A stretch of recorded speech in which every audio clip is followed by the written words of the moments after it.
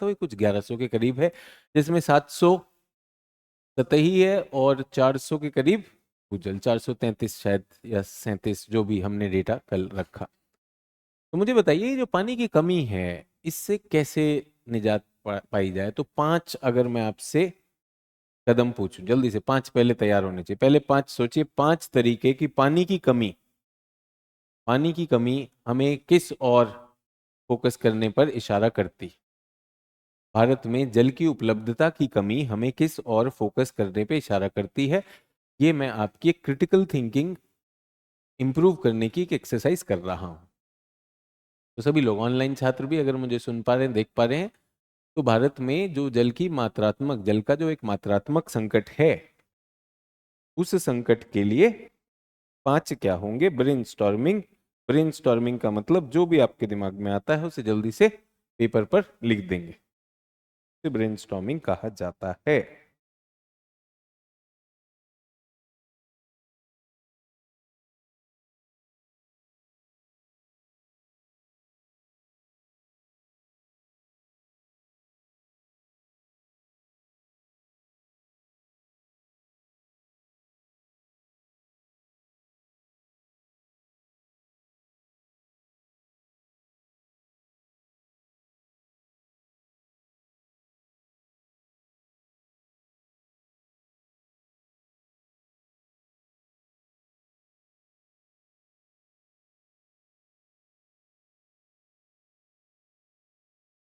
Good morning. Audio video confirm करके जल्दी से ऑनलाइन छात्र बताएंगे भारत में जो जल का संकट है उसके 5 विचार क्या होते हैं? 5 तरीके।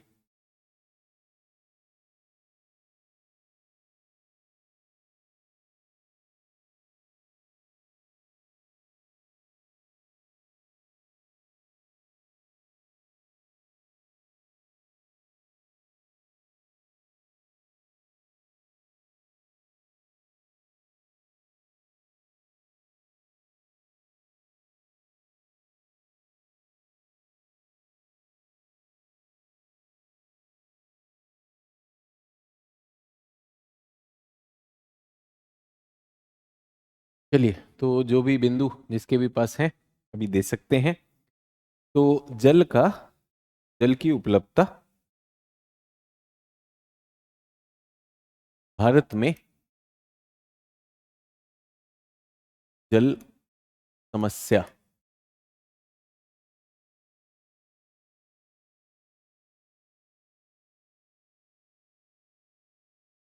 मात्रात्मक अभाव। दूसरा क्या है? गुणात्मक गिरावट। समाधान ढूंढ रहे हैं, ये 2 समस्या हैं, एक मात्रात्मक जो है और गुणात्मक गिरावट देखी जा रही है, तो कैसे इसे हल करें? जल्द से बताएंगे जो भी छात्र ऑनलाइन ऑफलाइन, ये अवसर है आपके पास। 5 बिंदु, हाथ खड़ा करके, हाथ खड़ा करके। जल संचय, तो मात्रात्मक की बात कर रहे हैं, मात्रात्मक की बात कर रहे हैं, तो ये जल के संचय की बात कर रहे हैं, ठीक है। और नियंत्रित सिंचाई पर बात कर रहे हैं, ये नियंत्रित सिंचाई। हाँ जी। और 5 बिंदु कहते, 2 से काम नहीं चलेगा, 2 से काम नहीं चलेगा। हाँ जी। और किसका? हाथ खड़ा करके, हाथ खड़ा करके। नहीं नहीं, पहले मात्रात्मक के बिंदु, अपने बिंदुओं को देखिए, मात्रात्मक पे बात चल रही है। जी बताइए। वर्षा जल संचय, अब ये नहीं बताना है इसी के 5, इसी के बिंदु बताओगे। वर्षा जल पानी, नहाता हूं, नहाने में 1 मग्गा कम पानी लीजिए, पानी पीता हूं आधा गिलास। जब यहाँ पे जल संचय आ गए, ये मूर्खता नहीं कर रही। हाँ जी। और बताइए। Recycle, okay. तो ये कह रहे हैं कि पुनर्चक्रण करिए या पुनर्प्रयोग कर लीजिए, ठीक है। हाँ जी। और बताइए।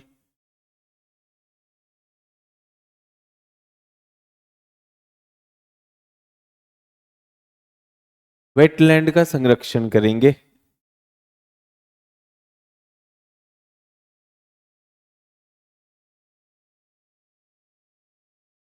हम भूमि का संरक्षण करेंगे।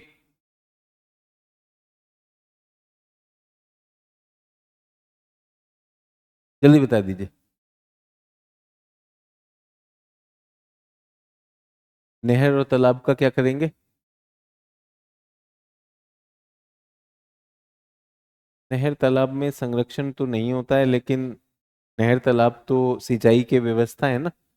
तो सभी लोग सभी लोग ऑल सिटी के निर्माण जैसे जल भूमि में जाए, ऐसी सिटी का निर्माण जो कि जल भूमि में जाए। तो जो उसका जो हमने पुनर्भरण की बात की थी, पुनर्भरण। तो पहली चीज, समस्या को समझिए, समस्या को समझिए। तो समस्या यह है कि पानी कमी है, पानी की कमी है और पानी को बचाना है। तो कोई कह रहा है वनीकरण भी करना है, वनीकरण भी करना है। अब हमें मार्क्स क्यों नहीं मिलते? क्योंकि जो हमारा प्रश्न है हम उस पर आंसर नहीं करते हैं। भारत में पानी की कमी ऐसी तो है नहीं भाई, 4000 बीसीएम तो आता ही आता है, 4000 बीसीएम आता ही आता है। अब पानी की कमी उपलब्धता की तरफ से नहीं है, किस तरफ से है? उपभोग की तरफ से। तो पहले समस्या को समझना है कि समस्या कहां पर है, उपभोग की समस्या है। हम उसका उपभोग कैसे सुचारू कर लें तो चीजें हो जाएंगी। ठीक है। तो मुझे लगता है कृषि जिसमें 85% उपभोग हो रहा है, ठीक है, कितना था? 87, 87 ले लो, मोटे तौर पर ये हो गया आपने कहा 87%। और अन्य, अन्य में कौन है? घरेलू प्लस उद्योग, यहां पर 13% हो रहा है। तो जब मात्रात्मक करना है तो भाई जो हमारा पानी पी रहा है उस पर काम करा जाए, जो हमारा पानी पी रहा है उस पर काम किया जाए, किया जाए कि नहीं? अब यूं समझिए, यूं समझिए कि आपको जो है मानचित्र बनाने की प्रैक्टिस करनी है और आपको भूगोल की तैयारी करनी है यूपीएससी के लिए। किसमें ज्यादा समय दोगे?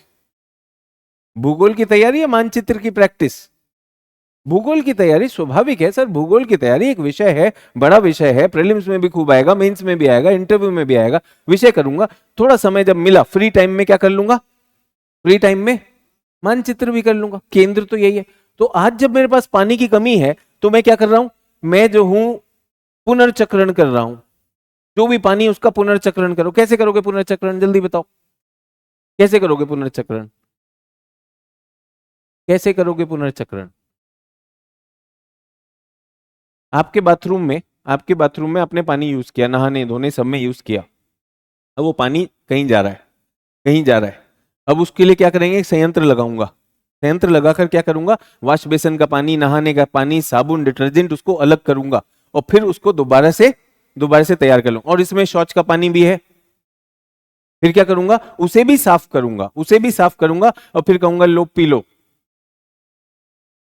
साफ है, पिएंगे कि नहीं पिएंगे?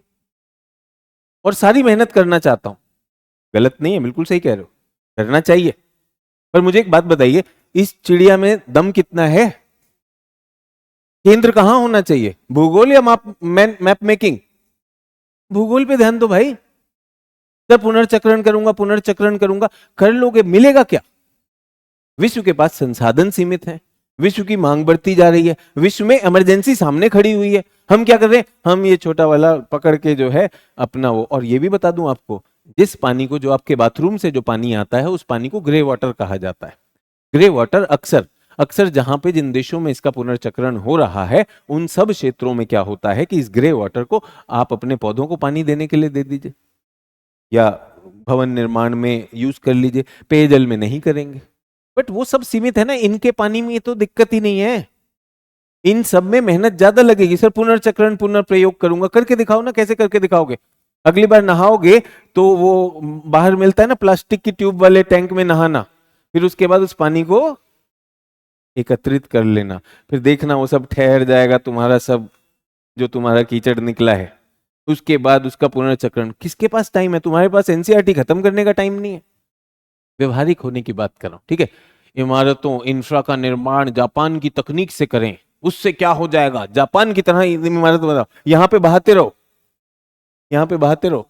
तो इसीलिए मैं कहता हूं कई बार क्या होता है, शिक्षक भी और छात्र भी, कोई ऐसी चीज जो सामने वाले को इंप्रेस करे, और मैं कह रहा हूं सादगी और सही चीज ज्यादा इंप्रेस करती है। तो पहला काम क्या होना चाहिए, पहला और सबसे इंपॉर्टेंट काम, कृषि में उपभोग होने वाला जल, डेटा के साथ ला, लेटेस्ट डेटा, इस जल का सही से उपयोग करें, इस जल का सही से उपयोग। सो पहला क्या होना चाहिए, नियंत्रित सिंचाई। इसका उदाहरण या इसका आंसर ये आना चाहिए, सिंचाई ऐसी करो जितनी उस क्षेत्र की आवश्यकता हो। और यदि राजस्थान में कर रहे हो तो राजस्थान में बाजरा लगाओ ना, चावल क्यों लगाओगे।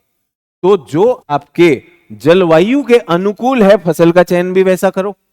तो मुझे लगता है कि यहां पे कृषि सुधार, फसल के चयन का सुधार, कृषि में सिंचाई, सिंचाई कैसे करते हो आप, सिंचाई ट्यूबवेल में तो बस बटन दबाना होता है, ट्यूबवेल में बटन दबाया क्या कर देगा, वो सारी चीजें वो अपने आप कर देगा। मैं ये कह रहा हूं कि भाई वो पानी आप ओवर यूज कर जाते हैं, उसकी जगह अब नई नई सिंचाई आ गई है। अब हमारे पास टपक सिंचाई आ गई, आगे कि नहीं आ गई, जिसको हम कहते हैं माइक्रो इरिगेशन, सूक्ष्म सिंचाई की व्यवस्था की जाए। हर फसल पे क्या सूक्ष्म सिंचाई हो सकती, नहीं हो सकती, तो फसल चुन के देखिए। तो अपनी सिंचाई को बदलने की जरूरत है। सिंचाई कहां पे बदल रही है, क्लासरूम में बदल रही है, किसान तक पहुंचने की जरूरत है। तो किसान तक सिंचाई की व्यवस्था ऐसी पहुंचाई जाए, क्योंकि सिंचाई के बिना तो उत्पादकता नहीं होगी। तो सिंचाई के लिए ये जो है, ये हमारा पूरा फोकस, 85% फोकस किस पर होना चाहिए। उसके बाद जल संचय, बहुत अच्छी बात है ये, जल संचय कल हुआ था दिल्ली में, जल संचय, बरसात हुई सारे के सारे संचित हो गए, दिल्ली वाले भी उसी में संचित थे। अब दिल्ली वालों को कैसे निकालो उस जल में से। सुनते पटना में भी जल भराव हो गया है, जहां जहां बारिश होती है भाई जल भराव हो जाता है। कैसे संचित करो, तब तो भगवान पानी कहीं चला जाए, कहीं चला जाए, ऐसे बैठा हुआ है मानव, और आप कह रहे हैं संचित करूंगा।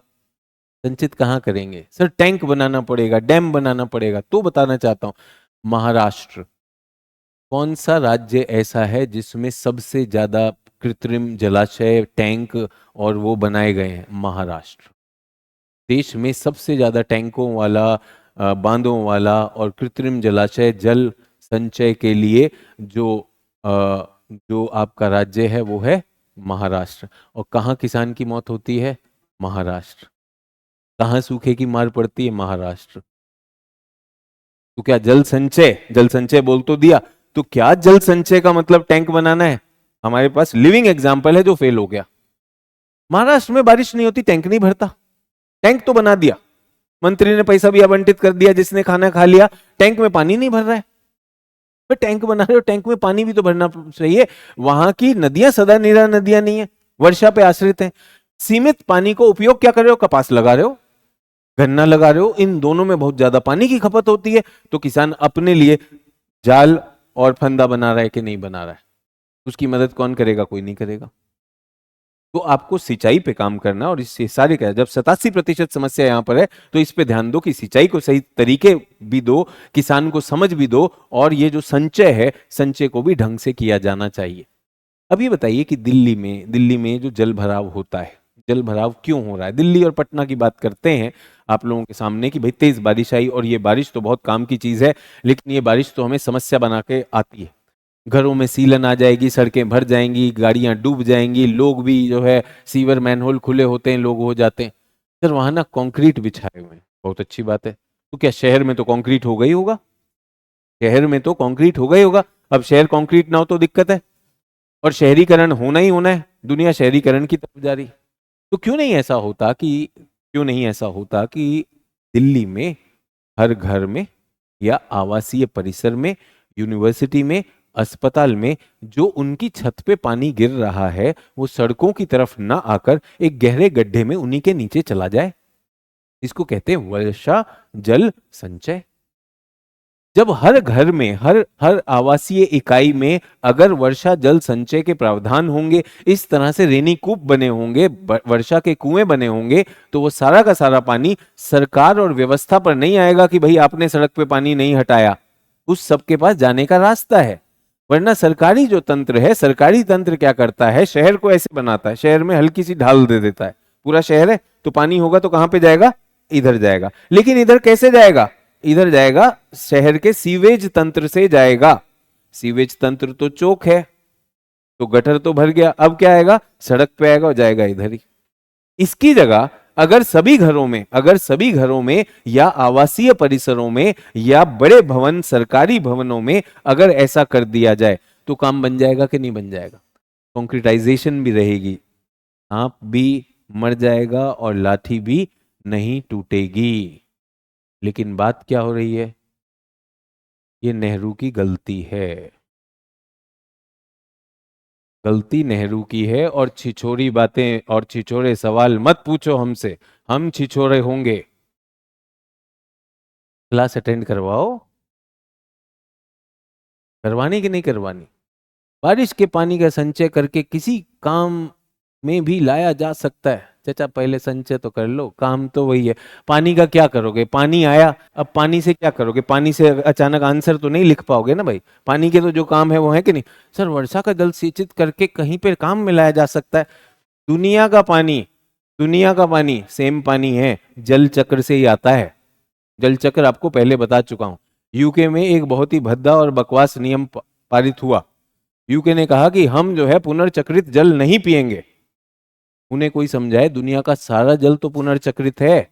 जो आज मैं पानी पी रहा हूं वही तो डायनासोर छोड़ के गया था, कहां से छोड़ा मुझे नहीं पता, और कह रहा है कि मैं नहीं लूंगा। बोला कि मैं वहीं से प्राकृतिक जो है बर्फ की पेटियों से पानी निकाल के लाऊंगा। चचा ये सब वहां पहुंचता कहां से है?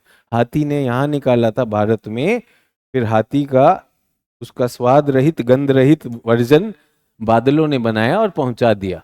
गजराज का पी रहे हो? मेरे घर के आगे भी बहुत पानी लगता है सर, पर तुरंत भूमिगत हो जाता है। शाबाश।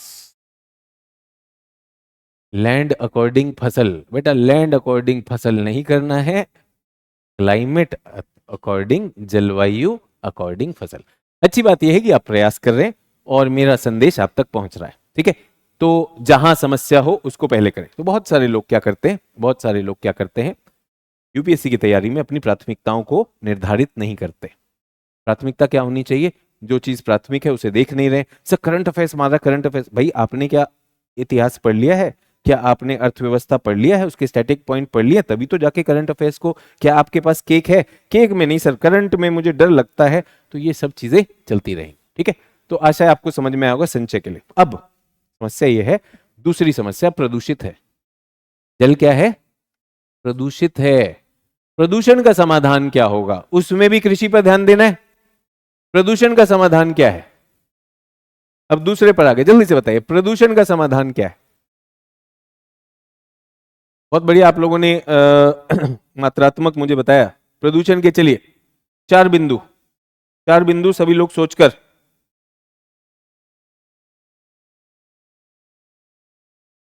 4 बिंदु बताएंगे मुझे प्रदूषण का समाधान। जल प्रदूषण, ऐसा नहीं कोई भी प्रदूषण बोलने लगा। ऑनलाइन ऑफलाइन दोनों छात्र कहेंगे। Agriculture is modified by genetic engineering, this low water use in crop is high corporate. हाँ ठीक है मधुसूदन कुमार, जो आपको बताया पहले वो ले लो। मुझे पता है कल भी बहुत सारी चर्चा थी, आज भी बहुत चर्चा है, काम की बात बता रहा हूँ, ठीक है। जो विषय है उस पर रहें तो ज्यादा अच्छा है, इधर उधर की बात, फिर मैंने कहा ना चमत्कार को नमस्कार मैं करता नहीं हूँ मधुसूदन कुमार जी। पहले आपको यहाँ पर बताया, उसके बाद की चीजें यहाँ पर सभी चीजें आ जाएंगी। नम भूमि का संरक्षण करेंगे, पुनर्भरण करेंगे, वनीकरण करेंगे, फसलों को इस तरह लेकर आएंगे। जल्दी से जो प्रश्न पूछ रहे हैं वो कर रहे हैं।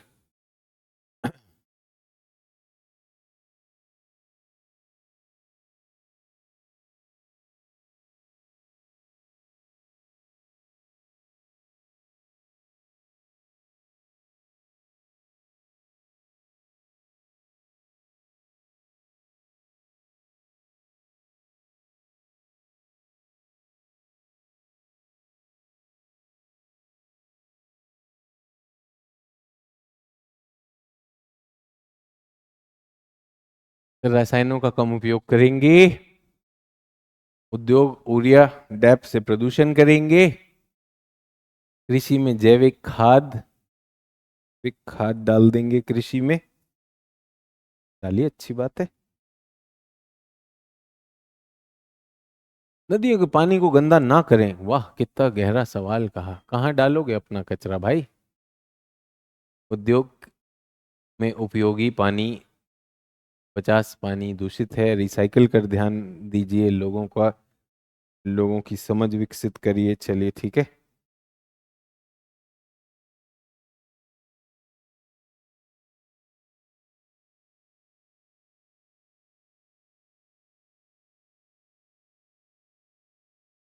चलिए वापस आइए। तो अगर आपके किडनी का इलाज चल रहा है और उसके बाद आपको हृदय रोग भी हो गया, तो किडनी की दवाई काम नहीं करेगी, अब हृदय रोग की दवाई अलग होगी कि नहीं होगी? तो पहला तो गुणात्मक का अपराधी कौन? क्या गुणात्मक कृषि या गुणात्मक जो हमारे जल में प्रदूषण हो रहा है, ये प्रदूषण का अपराधी कौन? प्रदूषण का कारक। ठीक है। उद्योग 50 से 55%। घरेलू अपशिष्ट कितने हो गए? 30%। कृषि 15 से 80 हो गया ना, तो 35 कर दो। ये क्या हो गया? 90 हो गया। 10 से 15%। समस्या बदल गई कि नहीं बदल गई? अब समस्या क्या हो गई? समस्या बदल गई है। फिर बता रहा हूं, मेंस में प्रश्न आएगा, सिर्फ हवाबाजी नहीं करनी है, आंकड़ों के साथ उत्तर दोगे तो अंक मिलेंगे, वरना कहोगे 5 साल से सर प्रश्न आ रहा है, क्या करूं क्या करूं। समाधान दे रहा हूं, ठीक है। नदी के बालू का अत्यधिक दोहन, आकाश अनंत। ध्यान दीजिए, हवाबाजी बंद। जब क्लास में पढ़ाते हैं तो नई चीज देखना शुरू करेंगे। ज्योति शर्मा को ब्लॉक करो, ज्योति शर्मा का डाउट पढ़ा जा चुका है, नहीं तो यही करती रहेंगी। आज के उत्तर में कोई भागीदारी नहीं ज्योति शर्मा का। ज्योति शर्मा जी क्षमा चाहते हैं, आपको यहाँ से ब्लॉक किया गया, आपका प्रश्न पढ़ लिया गया, ये आपको आश्वासन दे रहे हैं। तो पहली बात तो ये है कि हमारी समस्या जो है, हमारी समस्या जहां समस्या है उसकी बात करेंगे। नदी के बालू के दोहन से कोई भी ऐसा नहीं है कि गुणात्मक समस्या हो रही, लेकिन आकाश अनंत जो है ये क्या करते हैं, ये छोटा छोटा छोटा छोटा डेटा लेकर, छोटी छोटी छोटी छोटी टुच्चे 5 लाख पॉइंट लेकर एक सीधा निशाने पे नहीं मार सकते। आकाश अनंत बहुत कर लिया आपने, बंद कर दीजिए उसको, बंद कर दीजिए। अब कुछ सीख लेते हैं।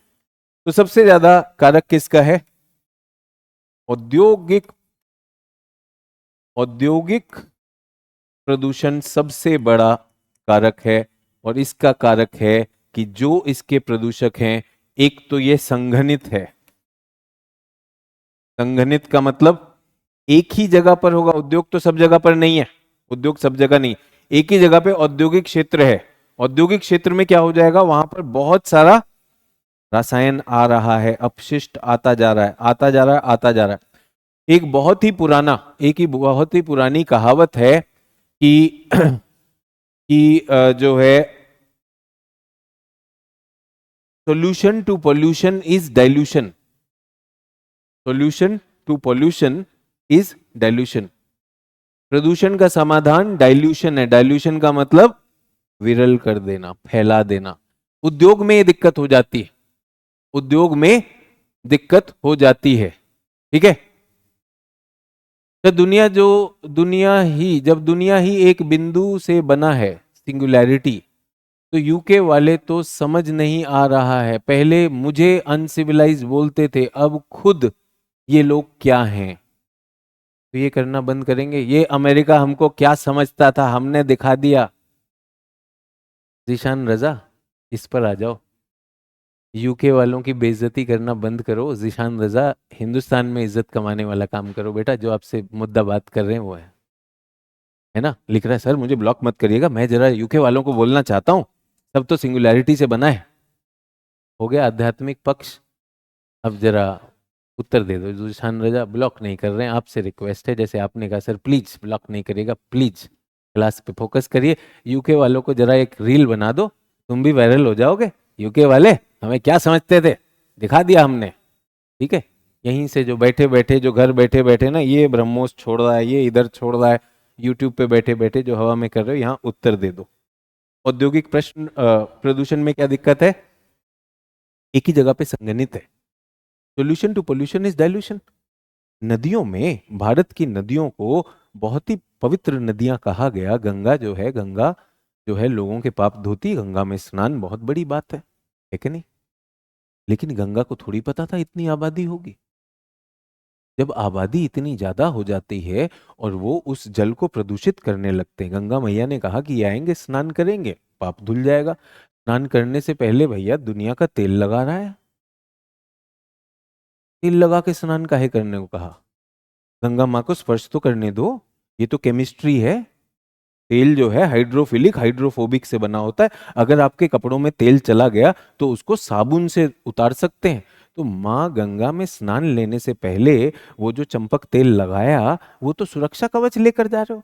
माँ गंगा के संपर्क में तो आओ, पहली बात।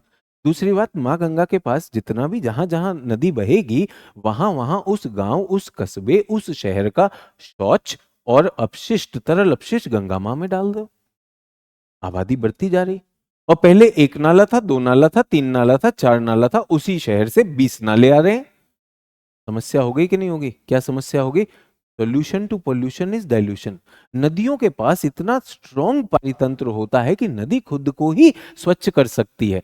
अवसर तो दो, अवसर तो दो। जब हमने उस पर क्या कर दिया, इतना संघनित। तो पहला क्या है? औद्योगिक प्रदूषण जो है बहुत ज्यादा संघनित है। और दूसरा, ये जो पदार्थ होते हैं, ये क्या होते हैं? विषाक्त अम्लीय पदार्थ होते, मतलब ये बहुत घातक होते हैं। और ये इनको अगर इनका अगर हमें ट्रीटमेंट करना हो तो ट्रीटमेंट जैविक ट्रीटमेंट नहीं होता, इनको केमिकल तरह से इनका समाधान करना पड़ेगा। तो समस्या समझ में आई? तो पहले जो बैठा हुआ है, सर रेत की खनन को रोकिए, क्वेश्चन क्या पूछ रहा है, जवाब क्या दे रहा है? संसद थोड़ी है वे, पूछो कुछ सुनो कुछ। संसद में वो पैनापन नहीं होगा, छात्रों से अपेक्षा की जाती है। मंत्री तुम्हारा जैसा भी हो, लेकिन तुम जिस परीक्षा की तैयारी कर रहे हो, तुम में धार होनी चाहिए, मंत्रियों में धार नहीं है। फिर से कहना चाहता हूं, जो पूछा उसकी बात करो। सर रेत बचा लो, अरे भाई जल के क्वांटिटेटिव प्रदूषण की बात हो रही, संघनित है और विषाक्त है। समाधान क्या होगा? उद्योगों की स्थापना के लिए नियम ले आओ। अगर आप खतरनाक उद्योग हो, आपके अगर डिस्चार्ज में खतरनाक अपशिष्ट हैं, तो आपके उद्योगों की संख्या को सीमित कर दिया जाए।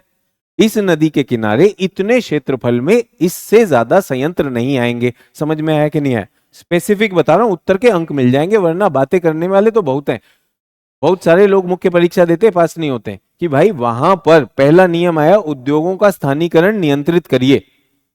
अगर खतरनाक अपशिष्ट वाले उद्योग हैं तो उनकी संख्या को नियमित कर दीजिए।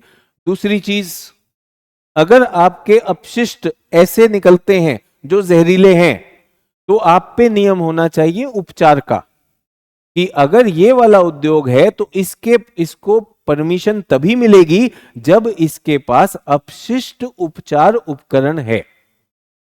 अपशिष्ट उपचार उपकरण के बाद, आपने कहा उपकरण तो है लेकिन चालू नहीं करते हो, तो क्या करते हैं, वहां पर हमारा इंस्पेक्टर जाएगा और इनके अपशिष्ट की जांच करेगा। उसके पूरे के पूरे आंकड़े रहने चाहिए और उसका सीमा का भी निर्धारण होना चाहिए। औद्योगिक प्रदूषण और औद्योगिक स्थानीकरण का नियंत्रण। समझ में आया?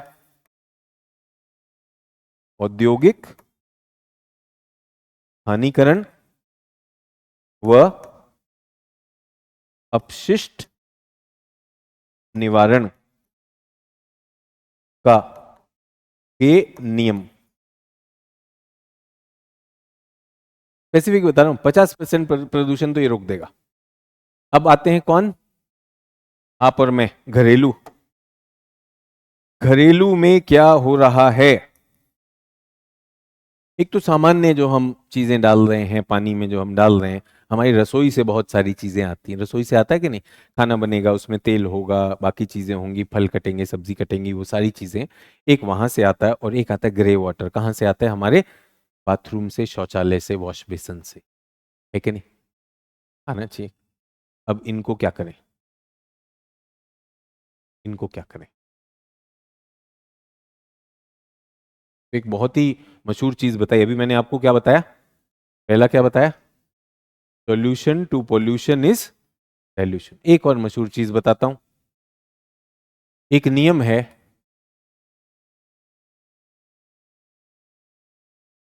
पोल्यूटर्स पे, जिसने प्रदूषण किया उससे पैसा धरवाया जाए, इसको कहते हैं टैक्स लगाया जाए।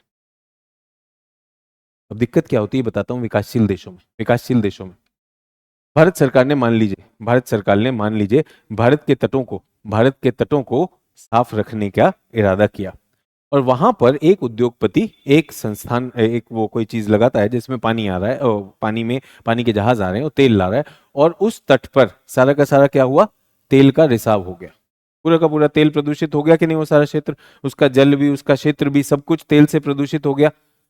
अब उसका निवारण करना है तो सरकार क्या कहती है? सरकार कहती है देखिए भाई, तेल जो है, तट को साफ रखने के लिए अब जो भी पेट्रोल खरीदेगा भारत में, उसको 50 पैसे सेस लगेगा। कितना लगा? 50 पैसे सेस, किस चीज का? प्रदूषण का। ठीक लगा रही है? समझ में आता है? आप सब तैयार हैं इसके लिए? भारत में प्रदूषण हो रहा है, हर कोई पेट्रोल खरीदता है, पेट्रोल आने में रिसाव हो गया, तो हम क्या करेंगे, 50 पैसे का सेस लिया। अब एक बात बताइए, तेल आपने गिराया था? तेल क्या आपने गिराया था? नहीं। उस तेल को लाने में और उसको बेचने में लाभ आपको मिला कुछ? नहीं। तो जो तेल कंपनी लाई थी, जिस तेल कंपनी को लाभ मिल रहा था, और जिस तेल कंपनी की वजह से दुर्घटना हुई, वो तो बच गई। वो तो बच गई कि नहीं बच गई? आप सोचिए, उसने थोड़ा सा अपना पेमेंट दिया होगा, फाइन दिया होगा, बाकी सारा का सारा फाइन किस पे आ गया? 140 करोड़ लोगों पे आ गया, पता ही नहीं चलता। इसको कहते हैं एक्सटर्नलाइजिंग द कॉस्ट ऑफ पोल्यूशन। ये बड़ी बड़ी कंपनियां विकासशील देशों में बहुत बड़ा धोखा देती हैं, ये प्रदूषण करती हैं, ये यहीं से अपने उद्योग से निकालते रहेंगे, और वहां पे क्या होगा, हरित ट्राइब्यूनल करेगा, अरे भाई पैसा चाहिए तो कहां पर, लोग हैं ना, लोग देंगे और हम इनके माई बाप भी बनेंगे, हम ही से पैसा लेगा, हमारे माई बाप बन जाएगा। आप सोचिए प्रदूषण में ये जायज है ना जायज है? अमेरिका में करके देख लो, कंपनी दिवालिया हो जाएगी, इतना फाइन ले लिया जाता है, इतना फाइन टिकाया जाता है कि इसके साफ करने का जो भी पैसा होगा तू तो देगा ही देगा। ये जो होना चाहिए पोल्यूटर पे, ये नियम लगना चाहिए। दिक्कत क्या है, पोल्यूटर पे में एक इंस्पेक्टर जाता है, कहता है जी आपने प्रदूषण किया, इसका फाइन लगेगा। सर जी कुछ ले दे के, आपको समझ रहे हैं कि एसएससी की परीक्षा हुई नहीं, लोग सड़कों पे, होने के बाद क्या करने वाले थे, इंस्पेक्टर बनने वाले थे, फिर ब्याह होगा, बाल बच्चों के लिए पैसा आएगा, है कि नहीं? घरेलू रसायनों, तेलों को, गैर बायोडिग्रेडेबल वस्तुओं का उचित तरीके से निपटान करें। ठीक है, ठीक कह रहे हो विधि। कार या बाहरी उपकरणों को एक स्थान पर धोएं जहां से पानी सड़क की बजाय बजरी पर चला जाए। अभी समझ रहे हैं आप? ये कोचिंग वाले नोट्स हैं, या चैट जीपीटी खोल लो, वो ऐसी बातें करेगा, कार को मिलके धोइए।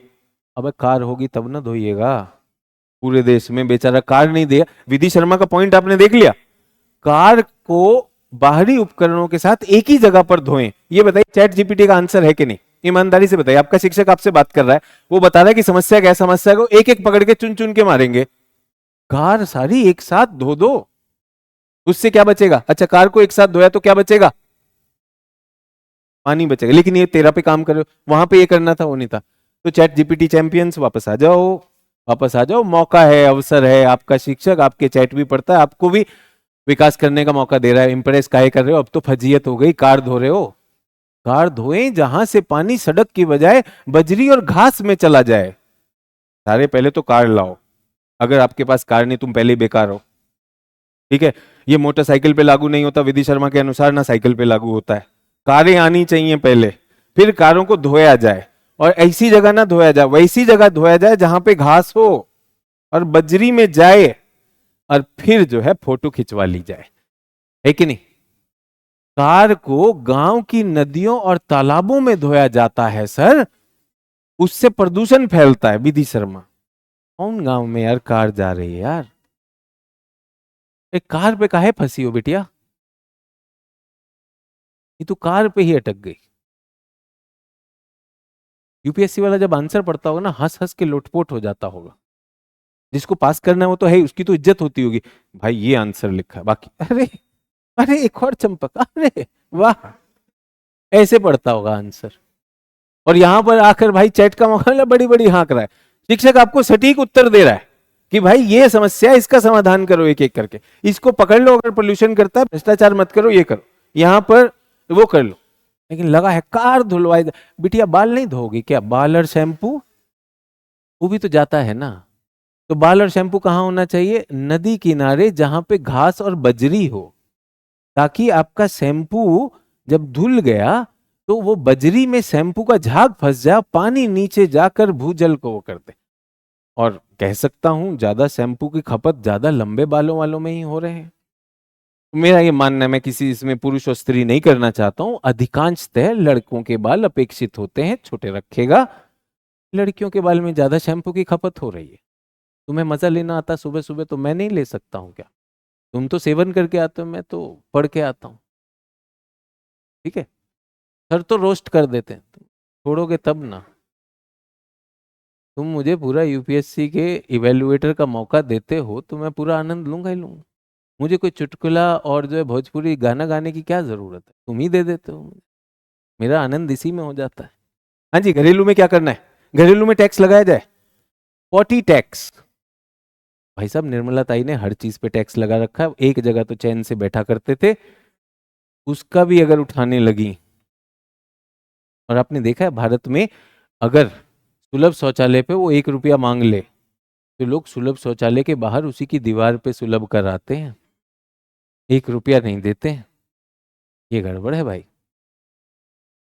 इसमें टैक्स लगाएंगे तो सरकार गिर जाएगी, ये नहीं लगाना चाहिए।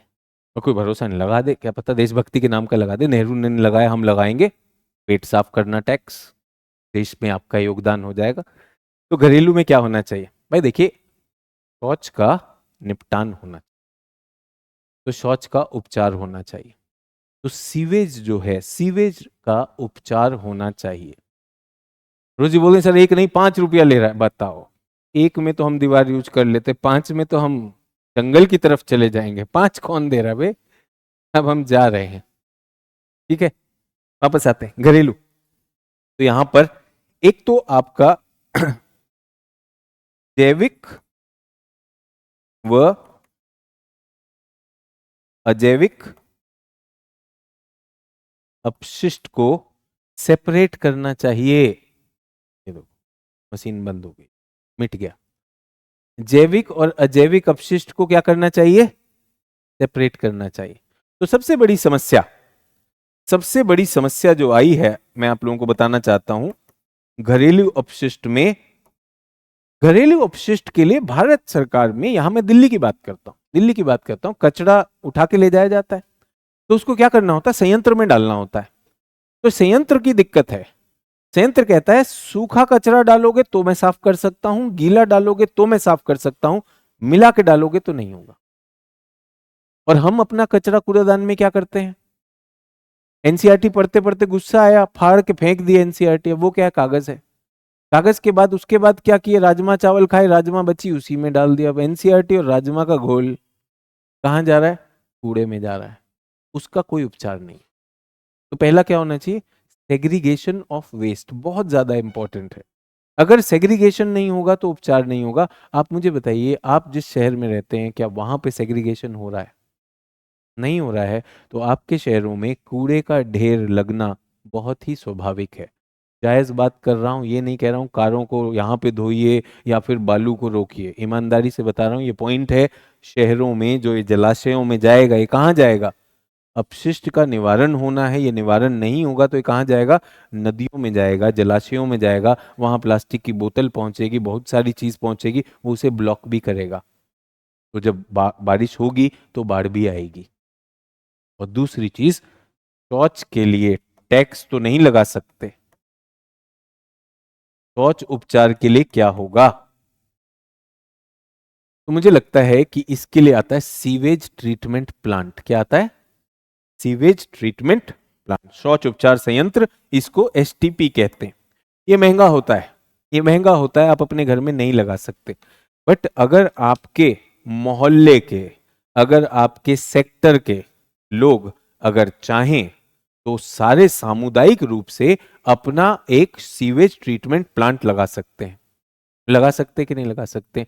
और एक और चीज बताना चाहता हूं शहरों के लिए, उत्तर दीजिएगा, आपको अधिक अंक मिलेंगे। शहरों का विस्तार और ग्रामीण विस्तार में एक बहुत बड़ा अंतर है। ग्रामीण क्षेत्र ऐसे फैलता है, जैसे जैसे कृषि बढ़ रही है गांव बढ़ रहा है, शहर ऐसे फैलता है, क्योंकि शहर में ऐसे बढ़ने की संभावना कम होती है, ऐसे फैलता है। बुर्ज खलीफा सबसे ऊंची इमारत, 170 मंजिल, लोग रहेंगे 170 मंजिल में, कम से कम नहीं तो 700 परिवार रह रहे होंगे। सुबह सुबह पेट साफ किया है, उस प्लॉट में नीचे आया माल, कहां जाएगा? पैसा लगा हुआ है, नियम है, उस बिल्डिंग के अंदर सीवेज ट्रीटमेंट प्लांट होना ही चाहिए। अंतरराष्ट्रीय मानकों पे सीवेज ट्रीटमेंट प्लांट होते हैं। भारत में क्या होगा, जहां भी किए हो जाएगा तो नीचे ही, और जहां भी जाएगा फिर वो नाले में जाएगा। तो सीवेज ट्रीटमेंट प्लांट आ जाएगा तो सरकार को ये पॉटी टैक्स नहीं लगाना पड़ेगा। सरकार इसमें समूहों को टैक्स में रियायत दे सकती है ताकि इसको बढ़ावा मिले। और बताना चाहता हूं कि भारत में दिल्ली जैसे राज्य का जो अपशिष्ट निवारण है वो केवल 40% है, वो भी अगर चल रहा हो तो। जो राजधानी में अगर 40% है तो पटना सोच के देख लीजिए कितना सीवेज ट्रीटमेंट या बाकी अपशिष्ट निवारण कर रहा हो। समझ में आया? अभी तक मैंने कृषि पर आया ही नहीं हूं, अभी तक ना मैं बालू पे आया हूं ना मैं कार धोने पे आया हूं। क्यों? क्योंकि मेरी समस्या का 80 से 90% जिम्मेदार कौन है? ये 80 से 90% जिम्मेदार ये थे। अब मैं 10% पे आता हूं। अब मैं किसान को पकड़ूंगा। किसान को मैंने यहां तक नहीं पकड़ा, किसान को यहां पकड़ा। मात्रा में पकड़ना हो तो किसे पकड़िए? किसान को। ये नहीं कि आज से मैं धोना बंद कर रहा हूं। धो, नहाओ भी और धो भी। आपके बचाने से पानी में कोई दिक्कत नहीं हो रही है, लेकिन आप जो पानी छोड़ रहे हो उसका उपचार कर दो। आपसे गुणात्मक समस्या है, घरेलू और उद्योग से पानी के गुण में प्रदूषण की समस्या है, और पानी के मात्रा की समस्या कहां की है? वो किसानी की है, वो हमारी सिंचाई की है। समझ में आया? ठीक है। प्रतिमा कह रही यहां कुछ नहीं हो रहा है सर। मैं बिल्कुल मानता हूं यहां कुछ नहीं हो रहा है, वो पटना में है शायद इसलिए कह रहे हैं। तो ये चेतना आएगी कहां से? ये चेतना आएगी कहां से? हमारी एक छात्रा थी, बहुत पहले की बात कर रहा हूं आप लोगों से, 2009 में शायद वो पास हुई, और बिहार में ही डीएम है, और हमारी भूगोल की छात्रा थी। उन्होंने बिहार में जाकर भूगोल का इतना कुछ काम किया है कि वहां जाके वर्षा जल संचय के बहुत से तरीके बताए, और बाढ़ नियंत्रण को किस तरह किया जाता है। कई बार प्रशासन में उन्हें अवार्ड भी मिले, नाम नहीं मैं ले रहा हूं। लेकिन आप लोग जो यहाँ शिक्षा ग्रहण कर रहे हो सिर्फ चैट पे दिखाने के लिए नहीं है, वास्तविक बातें कर रहा हूँ। जब मैं आपको टोक देता हूँ कार धोना, तो ऐसी बातें बहुत अच्छा लगता है जब हमें खबर मिलती है हमारे छात्र ने ये किया। हमारे कुछ छात्र हैं पुलिस में जाते हैं तो पुलिस में बहुत सारे, और जितना बदलाव ला सकते हैं वो लाते हैं। ठीक है, प्रक्रिया में आज की डेट में आर्टिफिशियल इंटेलिजेंस का यूज, टेक्नोलॉजी का यूज पुलिस प्रशासन को और उत्तरदायी बनाने के लिए छोटे छोटे काम करते हैं, और यंग ऑफिसर्स ज्यादा करते हैं। सीनियर ऑफिसर्स तो फिर सीनियरिटी बनाए रखने के लिए कृपा चाहिए होती है उनको, तो वो मंत्री की ज्यादा सुनते हैं। लेकिन नए ऑफिसर, और अगर आप ही को नहीं समझाऊंगा तो जो अभी प्रतिमा कह रही कुछ नहीं हो रहा है तो करेगा कौन? आप ही तो करोगे। तो शिक्षक का दायित्व भी है, शिक्षक का दायित्व है कि ये चुनौतियां आएंगी, इसलिए बता रहा हूं, समय भरने के लिए नहीं बताता हूं। और आखिरी क्या है? कृषि। तो कृषि में क्या करना चाहिए? अब यहां पे बहुत से बच्चों ने लिखा था सर जैविक उर्वरक डालो, अच्छी बात है। कृषि में आपका एक तो आ रहा है जैविक, वो आ रहा है, तो आपका जो कृषि का जो उत्पाद के बाद जो कचरा है वो सारा जैविक है, उससे खाद बनाओ। जैविक मैन्योर बन सकता है कि नहीं बन सकता है? उससे खाद बना के उसको उपयोग करिए, नदी में मत जाने दीजिए। नदी में गया तो पहले आपको बताया क्या हो जाएगा? सुपोषण हो जाएगा। यूट्रोफिकेशन सुना है आपने? नदी में आपको पर्यावरण में बताया गया होगा यूट्रोफिकेशन, अगर ज्यादा पोषक तत्व चला जाता है तो जलाशयों में वो काई जमने लगेगी, जलाशय मृत हो जाएगा। इसे सुपोषण कहते हैं।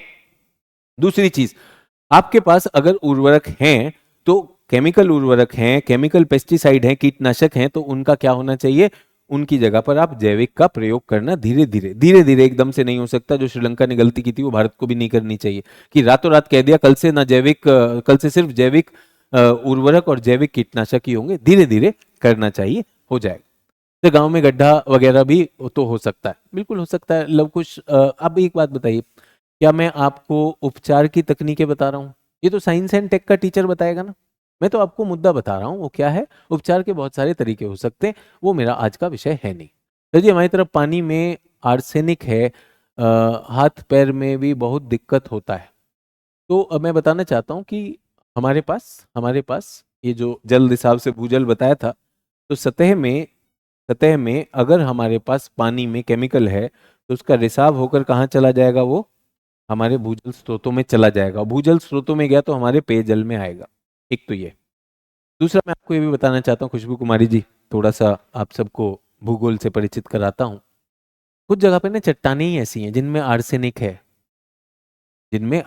है, जिनमें कैडमियम है, तो वहां वर्षा तो होगी होगी, तो उनका निक्षालन होगा, तो उन क्षेत्रों में आर्सेनिक, कैडमियम, ये सारी चीजें बढ़ भी सकती हैं। तो इसके प्रति क्या होगा, आपको उस पानी को उपचार करके पीना पड़ेगा। हर चीज में जिम्मेदारी ऐसा नहीं कि मनुष्य ने की है। कुछ जगह पर इसको कहते हैं जियोजेनिक लीचिंग। कुछ जगह पे हमारी चट्टानें ही ऐसी हैं जिनमें ये विषाक्त पदार्थ हैं, अगर उनमें पानी गया तो वो हमारे भूजल में जाएगा। तो अगर ऐसी जानकारी है तो उस राज्य का एक स्वास्थ्य विभाग होगा कि नहीं, इसके प्रति लोगों को सचेत करेगा। आपने एक बीमारी सुनी होगी, घेंगा करके बोलते हैं, गोइटर। गोइटर होता है, वो खाने में आयोडीन की कमी से होता है। तो पहले भारत में सिर्फ नमक होता था, समुद्र से नमक निकाला, चट्टानी नमक, ये पाया कि आयोडीन की कमी, तो अब क्या किया हमने, नमक में क्या डालना शुरू कर दिया, आयोडीन डालना शुरू कर दिया। तो जिन क्षेत्रों में आर्सेनिक की, कैडमियम की समस्या है, उन क्षेत्रों में सरकार क्या कर सकती है, सरकार ये काम कर सकती है। सरकार का कौन सा विभाग लगेगा, पर्यावरण विभाग लगेगा, जल विभाग लगेगा, स्वास्थ्य विभाग लगेगा। ऐसी कौन सी सरकारें हैं जिनका ये विभाग इतना कुछ जानता हो जो हम बात कर रहे हैं? मंत्री तो सिर्फ अपनी फोटो खिंचवा, लेकिन आईएएस जानता होगा, और वो काम मेरा है आप लोगों को बताना है। ठीक है, तो ये हुआ आपके लिए। ठीक है, अब यहाँ पर एक छात्र मुझसे लिख रहे हैं, प्रणाम सर, मेरा ये प्रश्न है, जब बैच खत्म हो जाएगा तो क्या मैं घर जाके तैयारी कर सकता हूँ? ये पूछना है। जब आपके शिक्षकों ने आपको सब कुछ दे दिया, ठीक है, जानकारी दे दी, आप यहाँ थे, सामग्री मिल गई आपको, आप घर जाके बिल्कुल तैयारी करिए। मैं तो कहूँ तैयारी ऐसी जगह करिए जहाँ पे मिनिमम डिस्ट्रैक्शन हो, जहाँ आप एकाग्र हो सकें। तो अच्छी बात है, तो प्रश्न पूछने का बनता नहीं। फिर भी दिल्ली में रहकर तैयारी करने में और घर पर रहकर तैयारी करने में क्या अंतर है, इसको बताएं। क्या कवि सम्मेलन चल रहा है? आप सोचिए, दिल्ली से मेरे पास एक पर्ची आई है, सकारात्मक और नकारात्मक बातें हो सकती हैं, चर्चा करें, 20 अंक। आप बताइए, ये मुद्दे पर बात कर रहा है या कार धो रहा है? कार धोएगा, बजरी पे जाना चाहिए शैम्पू निकला तो। मुझे पता है इसके घर में कौन रहता है, मुझे पता है किस गांव क्षेत्र से, पर चर्चा करनी है मुझे, सकारात्मक और नकारात्मक। परीक्षा में इसे करनी होगी, परीक्षा में इसे करनी होगी। ये सवाल भाई ऑफलाइन का है, तो ऑनलाइन बच्चों को अगर कहीं पे लगता है कि अरे हमारे को रोस्ट कर दिया, आप ही के सामने हो, ये तो रोस्ट लायक भी नहीं, उबल रहा है ये। है ना, चर्चा करें, सवाल ये। अच्छा एक बात बताइए, मेरे घर में अगर मेरे किसी परिवार के सदस्य का स्वास्थ्य खराब है और वो मुझ पे आश्रित है, तो उनका इलाज मुझे कराना है, मैं दायित्व लूंगा कि नहीं लूंगा? या मैं कहूँ मेरे घर में पिताजी की तबीयत खराब है, उनका इलाज मैं कराऊं या मित्रों को बोल दूं, चर्चा करें, सकारात्मक और नकारात्मक। आप समझते हैं कि मैं किससे भाग रहा हूं? दायित्व से भाग रहा हूं। दिल्ली में बहुत से लोग आकर ये काम कर रहे हैं, वहां बोल के आए तोड़ दूंगा फोड़ दूंगा, दिल्ली से तो आईएएस बन के आऊंगा, यहाँ आए यहाँ हो नहीं रहा है। अब दिल्ली पर भी बिल फोड़ रहा है, दिल्ली पर भी बिल फोड़ रहा है कि दिल्ली में रहूं या वो करूं, और वो भी काम मैं करूं इसके लिए। ये चचा बैठे हुए हैं, क्या संसद में हो क्या? सारा काम मैं ही करूंगा। और सोचो ये शिक्षा के लिए आया है। भाई अगर और कुछ नहीं ले जा सकते, इसका उत्तर लिख लेना, अपने जीवन के लिए हो जाएगा, कोई दिक्कत नहीं है, कोई दिक्कत नहीं। तो ऐसे सवाल पूछने से पहले सोचो तो सही यार। हिंदी का रिजल्ट क्यों नहीं आ रहा? इस पर्ची में है, रिजल्ट उसका आएगा जो रिजल्ट की तरफ बढ़ना शुरू करेगा। और मैं बताना चाहता हूँ, एक्शन करेंगे तो आपको उसका साक्ष्य खुद मिल जाएगा। तो ये जो भी था, मैंने जवाब नहीं दिया था इसका, तो इनको भी जवाब हो गया। डन। सिंचाई कर दें फिर। आइए अब नया टॉपिक कृषि में चल रहा है, सिंचाई। सिंचाई में क्या करना है भाई?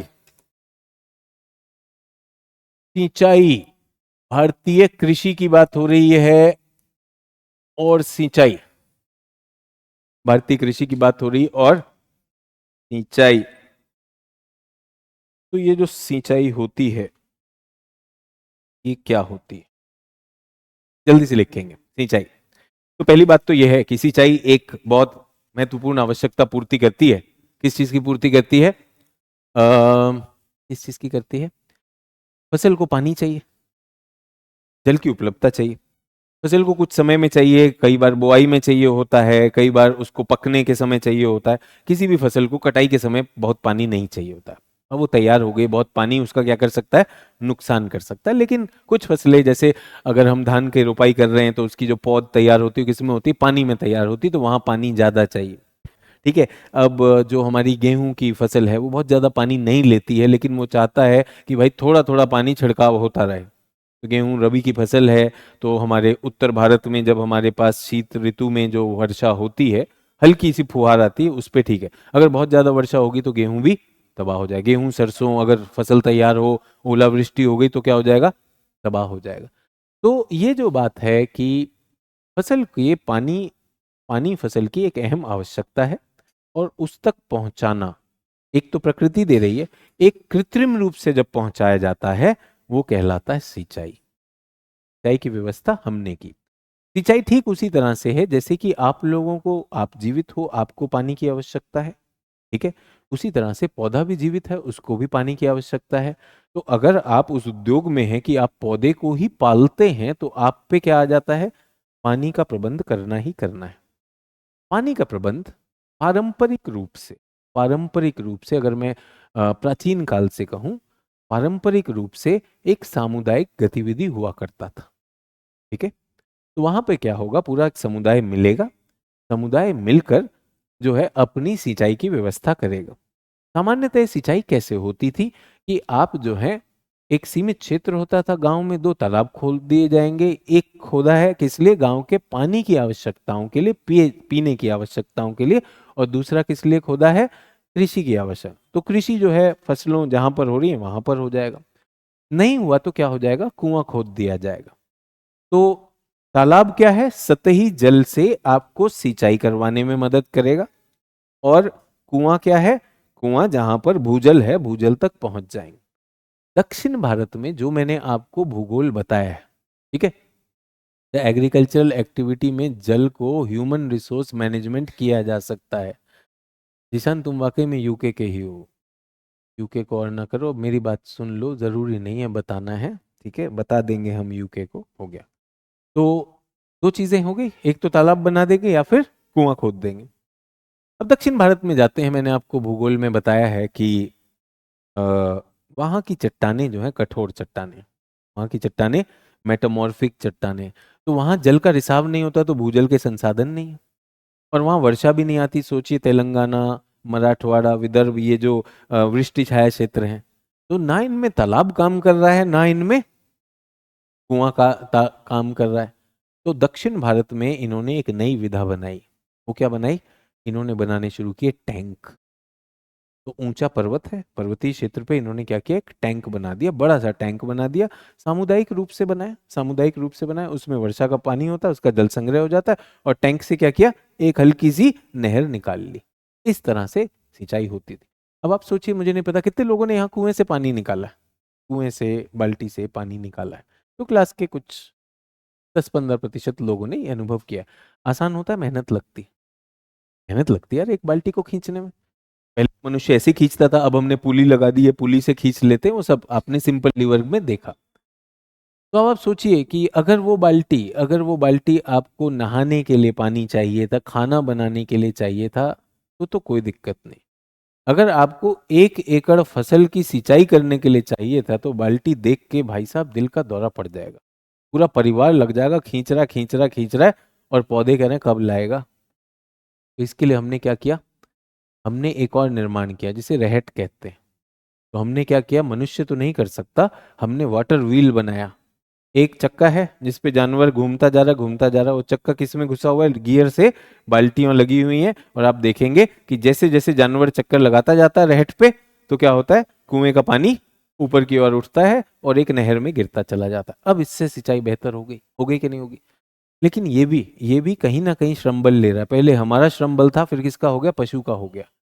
तो जब भी पानी की बात होती थी ना, कृषि की बहुत इज्जत से बात होती थी कि भाई ये महंगा काम है, इसमें बहुत मेहनत लगती, धीरे धीरे होता है। तो आप बताइए, ये लोग पानी की बर्बादी करेंगे क्या?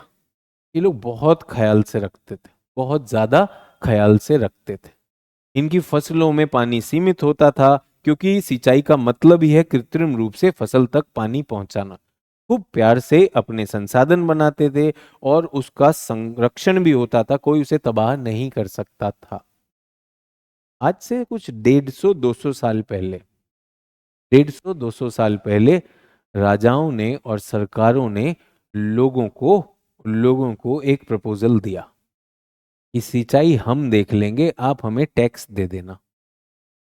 आज से 200 साल पहले तक सिंचाई कौन करते थे? लोग खुद करते थे। सिंचाई पर किसका स्वामित्व होता था? लोगों का सामूहिक वो हुआ करता था। अब क्या हुआ? अब किसके पास पहुंच गई? सरकारों के पास। ब्रिटिश सरकार ने भारत में नहर निर्माण करना शुरू किया। बांधों से क्या किया? उन्होंने कहा हमने बांध बनाया हुआ है, बांध पे बहुत सारा पानी रुकता है, इससे क्या हम लाएंगे? नहर लाएंगे, हम बढ़िया सी नहर बनाएंगे और आपके यहां तक आ जाएगा पानी, और पानी का फिर आप हमें टैक्स देना। टैक्स देना का मतलब कि जो भी आपने वो किया, तो उस पे टैक्स जो है हम देंगे। तो आपने किसान से सुना है लगान लिया जाता है, लगान लेते थे ब्रिटिशर्स। उन्होंने एक नया वाला काम शुरू कर दिया। क्या शुरू कर दिया उन्होंने? अब पानी भी देना शुरू कर दिया, और पानी के लिए अब लगान नहीं लेते थे, उसके लिए पानी का कर होता था। उसके लिए जैसे अब गोरा जाएगा और भारतीय लोग हैं वहां पर, भारतीय लोग ज्यादा संख्या में होंगे कि नहीं होंगे, और मान लीजिए फसल जो है फेल हो गई, तो वो टैक्स दे पाएंगे या नहीं दे पाएंगे? नहीं दे पाएंगे। वो बोलेंगे माई बाप छोड़ दीजिए, ये कर दीजिए, वो कर दीजिए, रोना रोएंगे। ठीक है, नहीं मान रहा, हो सकता है गोरे को पकड़ के पीट दें। गोरा बहुत समझदार था, गोरे ने कहा भैया खुद जाना खतरे से खाली है, तो अब क्या करूंगा मैं नहीं जा रहा हूं, अपनी जगह किसको भेजूंगा? अपना एजेंट। उसका एजेंट कौन है? जमींदार। बड़े ही चौड़े में रह रहा है कि मैं मालिक हूं, वहां पर क्या है, वहां उसका एजेंट है वो। आप चिंता नहीं करिए, हम संभाल लेंगे। उसमें भी जाति प्रथा भी आएगी, सब आएगी, इनको कैसे निचोड़ना है वो निचोड़ेगा, अपना भी धनी होगा और मालिक को भी खिलाएगा। खिलाएगा कि नहीं? तो जमींदार हुआ। जमींदार की तरह एक नया नया पद निकला है, महलदार। क्या होता है? महलदार। तो जो पानी का क्षेत्र है उसको क्या कहा गया? महल। और महल का जो टैक्स कलेक्ट करेगा उसे कहा जाता है महलदार। कोई आपने किसी का सरनेम महल सुना? नहीं। अर्थव्यवस्था की क्लास हो गई आपकी? Nehru Mahalanobis model, Nehru Mahalanobis model. महल, महलदार, महलदारों के घरों से आ रहे हैं। आप देखेंगे जो भारत में स्टार्टिंग में जो नेता भी हुए, जो कई प्रशासक भी हुए, वो ऐसे धनाढ्य घरों से आते थे जिनके पास शिक्षा की भी सुविधा थी, पैसा भी था, और कई लोग ब्रिटिश सरकार में अधिकारी भी थे। तो महलदार क्या हुए? जो पानी का कर लेंगे, क्योंकि ब्रिटिशर्स इतना पैसा कभी किसी चीज में नहीं लगाएंगे। वो किस में लगाएंगे? वो लगाएंगे कि मैं जब नहर बना रहा हूं, मेरा पैसा है ना, इसका पैसा निकालो बाहर। तो निकालेंगे कौन? महलदार निकालेंगे। समझ में आया कि नहीं सर? महलवारी प्रथा सुना है? समझ में आ गया महलवारी प्रथा? तो ये इतिहास में आपने क्या किया था? आपने सिर्फ नोट्स छापा था। अब आपसे कह रहा हूं इस चीज को सोचिए और जोड़िए। ठीक है, इसमें एक बहुत बड़ी गड़बड़ हो गई। यहां प्रजातंत्र कमजोर हो जाता है। लोगों ने अपना स्वामित्व छोड़कर किसको दे दिया? सरकार के हाथ में दे दिया। अब कम्युनिटी खत्म हो गई है। अब वो पानी छोड़ेंगे, माई बाप पानी छोड़ दीजिए, फसल मांग रही है तो पानी छोड़ेगा। अब उसकी मर्जी छोड़ेगा कि नहीं छोड़ेगा। और जब आप जो है पानी छोड़िएगा, तो जो किसान का खेत नहर के पास है वो डूब जाएगा, क्योंकि वो पानी तो दूर तक जाना चाहिए उस बेचारा, और जो दूर है उसको मिलेगा नहीं। कर तो वो भी देगा कि नहीं देगा। तो हमने अपना लचीलापन भी खो दिया कि नहीं खो दिया, स्वाभिमान भी खो दिया, लेकिन खो दिया। अब क्या कह रहे हैं, सरकार कुछ दे दो, हमको दे दो। तो ये सिंचाई की व्यवस्था होती है। सिंचाई की व्यवस्था तालाब से हो सकती, पारंपरिक तालाब, पारंपरिक टैंक बनाए जा सकते हैं, पारंपरिक कुएं बनाए जा सकते हैं, नहीं तो ये नहर हो गया। नहर के अलावा, नहर के अलावा हमने ये देखा कि जब भारत में ये समस्या हुई, और नहर सबसे बढ़िया विकास कहाँ पर हुआ है, ये पंजाब हरियाणा में ही हुआ है। पंजाब हरियाणा में नहरों का विकास हो गया, सब कुछ हो गया। लेकिन मुझे बताइए, पंजाब हरियाणा में पानी की दिक्कत रहती कि नहीं? और पंजाब हरियाणा से यदि कोई है तो मुझे बताइए, सिंचाई नहर से होती है क्या? ट्यूबवेल से होती। तो ट्यूबवेल की तरफ हम कैसे मुड़ गए? हम ट्यूबवेल की तरफ ऐसे मुड़ गए कि यार ये नहर का पानी कब आएगा, कब नहीं आएगा, कहां तक जाएगा, बड़ी दिक्कत है। और भारत में खाद्य संकट हो गया 1960 के दशक में। आपको बताया गया होगा कि हमारे पास अचानक खाद्य सुरक्षा हो गई। तो हमारे पास क्या बात आई कि अब हमें हरित क्रांति करनी होगी। हरित क्रांति में हमने क्या किया, नई फसलें ली। उन फसलों के लिए जो हमारी जीएम क्रॉप थी, उस फसल के लिए, या हाई यील्डिंग वैरायटी जो ज्यादा उत्पादन करे, उन वैरायटीज के लिए, उन बीजों के लिए सिंचाई जरूरी थी। सिंचाई जरूरी कैसे होगी? ट्यूबवेल गाड़ के होगी। तो अब कहां से हो रही सिंचाई? सिंचाई हो रही ट्यूबवेल से हो रही। ठीक है। तो सभी लोग एक प्रश्न लिखेंगे। प्रश्न लिखेंगे पहले, भारत में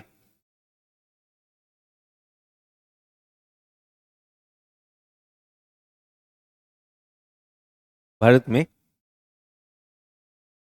सिंचाई की स्थिति व उसके साधनों, भारत में सिंचाई की स्थिति व उसके साधनों या प्रकारों,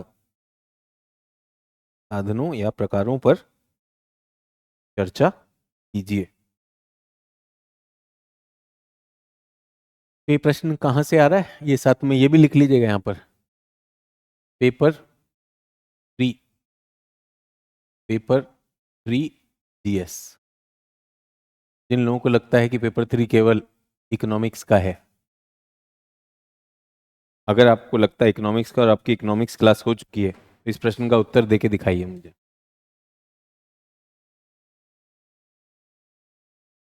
इस प्रश्न का उत्तर कहां पर है? भूगोल में छिपा है। सिंचाई के प्रकार और उन पे चर्चा करनी है, क्यों है, क्या है, कैसे हैं, ये मैंने आपको मोटे तौर पर बताया। तो सभी लोग आगे लिखना शुरू करेंगे। इसका उत्तर तो हो ही जाएगा इस क्लास के अंत तक। ठीक है। कृत्रिम, कृत्रिम रूप से,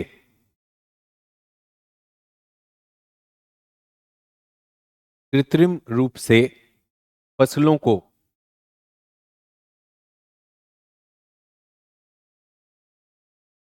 फसलों को जल उपलब्ध कराना सिंचाई कहलाता है।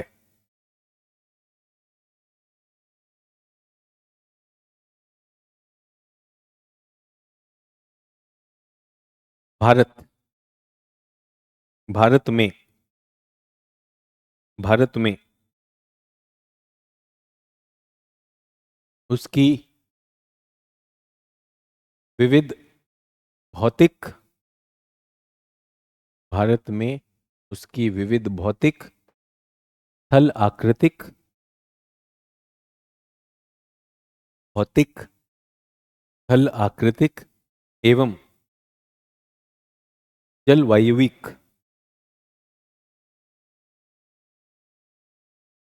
अवस्थाओं के चलते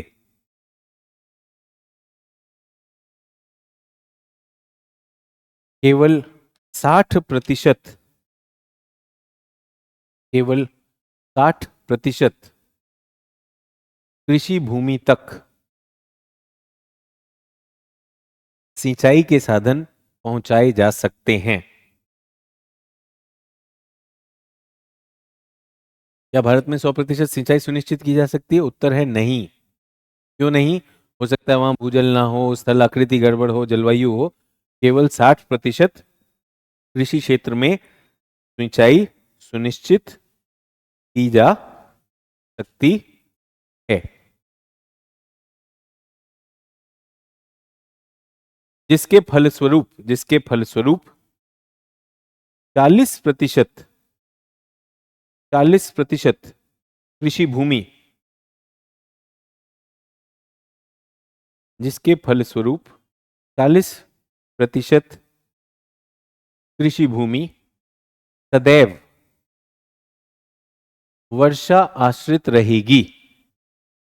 कितने लोगों को मानसून के समर्थन में एक और बिंदु मिला? 40% कृषि भूमि सदैव वर्षा आश्रित ही रहेगी। तो संभावना कितनी है? 60% संभव है और 40% नहीं हो सकता। 60 में क्या हमने पूरी कर दी है? वर्ष 2020 20 नहीं 22-23, वर्ष 2022-23 के आंकड़ों के अनुसार भारत का कुल सिंचित क्षेत्रफल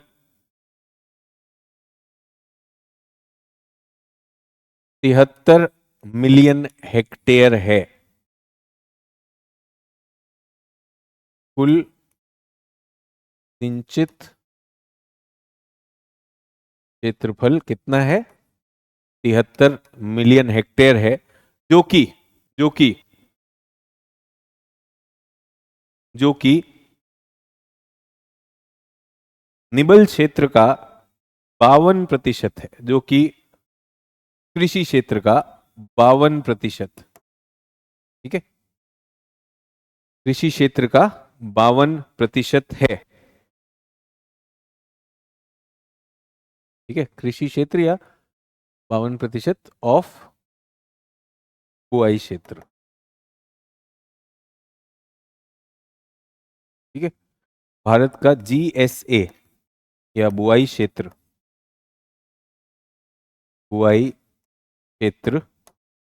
भारत का बुआई क्षेत्र अगर देखा जाए 2022-23 में जो हमने बुआई की वो 141 मिलियन हेक्टेयर था। कितना था? 140 के आसपास मिलियन हेक्टेयर। और उसमें कितनी सिंचित है? 73 मिलियन, तो 50 के आसपास दिखाई दे रही है। तो 50 से 52 आप लिख सकते हैं। और कुल कितना हो सकता है? 60 ही हो सकता है, उससे ज्यादा हो भी नहीं सकता है। तो हमारे किसान के पास एक समस्या रहेगी, कुछ क्षेत्रों में सिंचाई नहीं पहुंचाई जा सकती। सर ऐसा क्यों है? आप सोचिए, पर्वतीय क्षेत्र है, पर्वतीय क्षेत्र है, बहुत ज्यादा तीव्र ढाल है, बहुत ज्यादा तीव्र ढाल है, टैंक बना नहीं सकता, टैंक नहीं बन सकते, वहां तक ऊपर तक कैसे लेकर जाऊं? और जो भी सतही जल है वो बह जाता है, भूजल इतनी खुदाई कैसे करूं? तो वो सिर्फ वर्षा पे ही, तो जब मौसम आता है वो मौसमी फसलें उगाएंगे, उसके ज्यादा वो नहीं कर सकते, बहुत सीमित हो जाता है।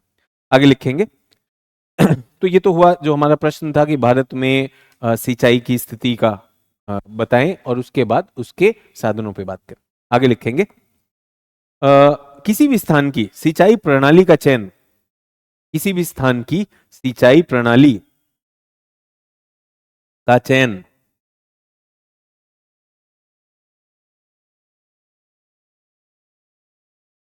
विभिन्न कारकों पर निर्भर करता है, जिनमें प्रमुख कारक जिनमें प्रमुख कारक निम्नलिखित हैं।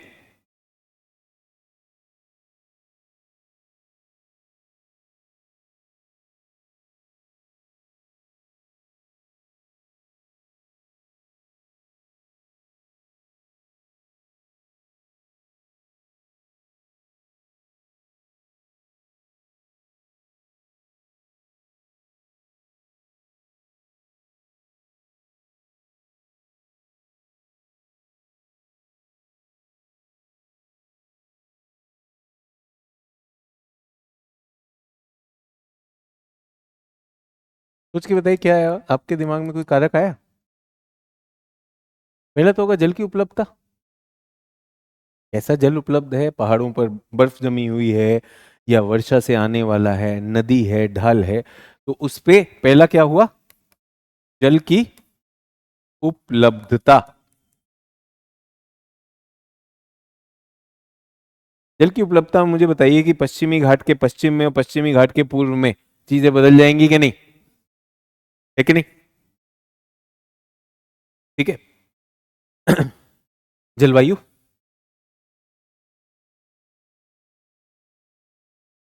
जलवायु क्या सुनिश्चित करती है, उपलब्धता या मांग?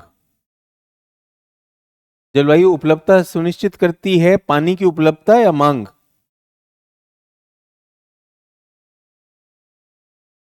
दोनों, उपलब्धता व मांग। कैसे? तो ज्यादा गर्म है तो ज्यादा पेड़ों को ज्यादा मांग चाहिए, और ठंडा क्षेत्र है या शीतोष्ण क्षेत्र है तो कम होगा, तो जलवायु वो भी करेगा। सप्लाई क्या है, वर्षा के हिसाब से करती है। ठीक है। तीसरा, उच्चावच।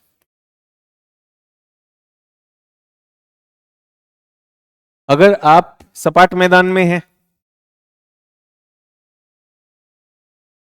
वर्सेस तीव्र ढाल की चोटी, यहां बच्चे ये भी पूछ लेते हैं तीव्र ढाल क्या होता है। जो ढाल का कोण होता है अगर वो ज्यादा है, ठीक है, तो ये सिंचाई निर्धारित करवाएगा। मृदा पर भी डिपेंड करता है कि नहीं, भाई रेतीली मृदा ज्यादा पानी मांगेगी और काली मृदा कम मानेगी, तो मृदा की प्रकार।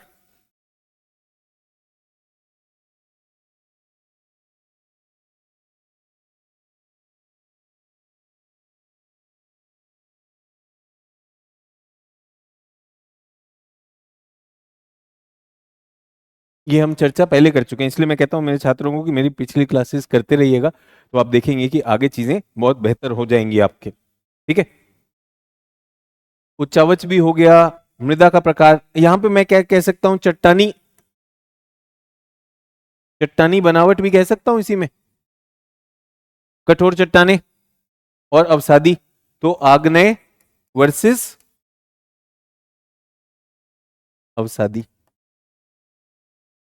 आग्नेय वर्सेस अवसादी। आपको पता है कहाँ आग्नेय है भारत में, कहाँ कायांतरित है, उस सब पे मैं आपसे पहले बात कर चुका हूं। ठीक है। इसके अलावा, इन सब के अलावा जो हमें पानी है वो निर्धारित कौन करवाता है, वो फसल ही तो निर्धारित करवाती है। फसल भी तो कहेगी, अगर आपके पास हाई यील्डिंग वैरायटी अनाज की किस्म है या कपास है या गन्ना है, तो कहेगा भाई ज्यादा सिंचाई दो।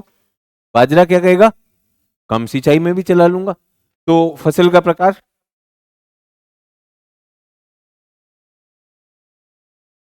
फसल का प्रकार।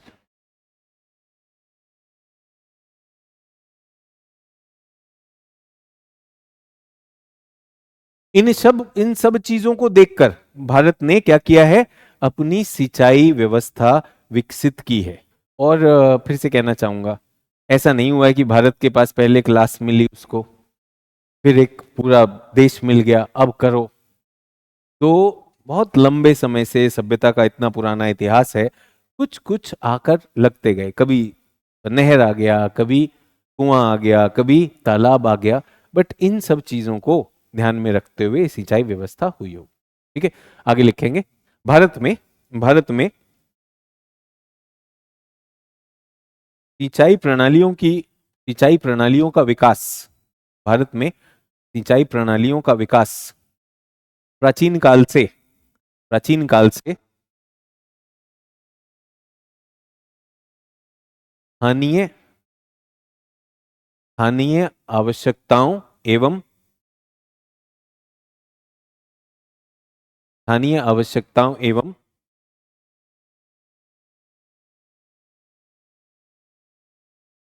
सामुदायिक स्वामित्व सामुदायिक स्वामित्व के तहत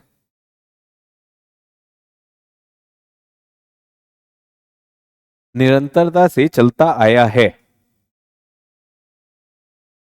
निरंतरता से चलता आया है। किंतु आधुनिक समय में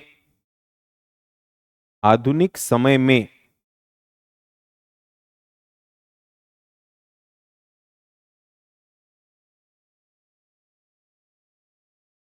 सरकारों ने सिंचाई व्यवस्था उपलब्ध कराने का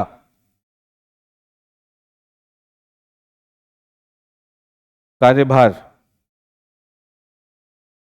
अपने ऊपर ले लिया है।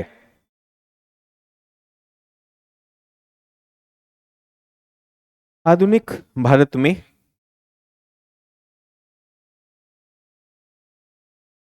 सिंचाई प्रणालियों को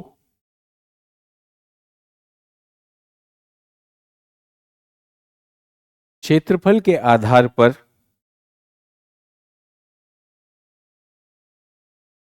तीन प्रमुख सिंचाई प्रणाली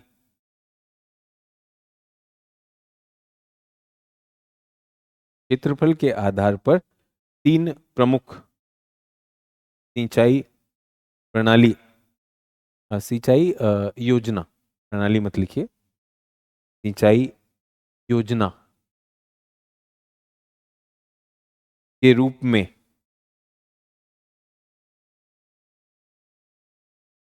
वर्गीकृत किया है।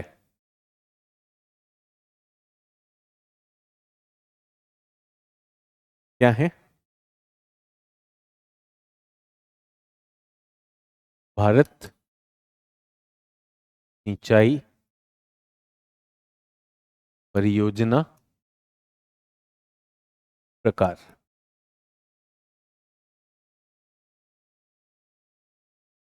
क्षेत्रफल आधारित, ये आपकी हेडिंग हो जाएगी। क्षेत्रफल के आधार पर कितनी है, ठीक है।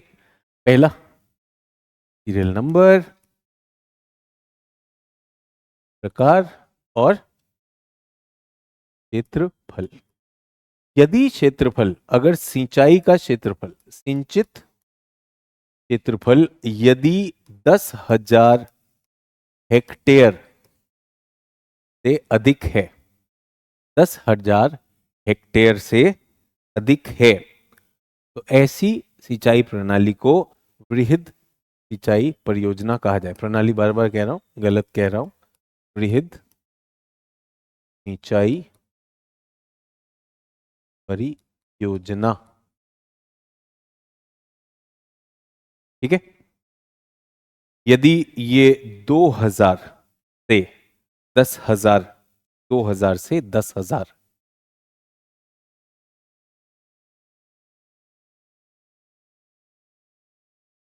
हेक्टेयर क्षेत्रफल को सिंचित करता है, तो ये क्या कहलाएगा? मध्यम सिंचाई परियोजना। इस क्लास के बाद जब भी होगा तो ध्यान रखिएगा कितना हुआ, ठीक है। कहीं पर अगर कोई होता है तो कैसी परियोजना है, बड़ी हो रही है या छोटी हो रही है, ठीक है। 2000 से कम हुई तो वो क्या कहलाएगी?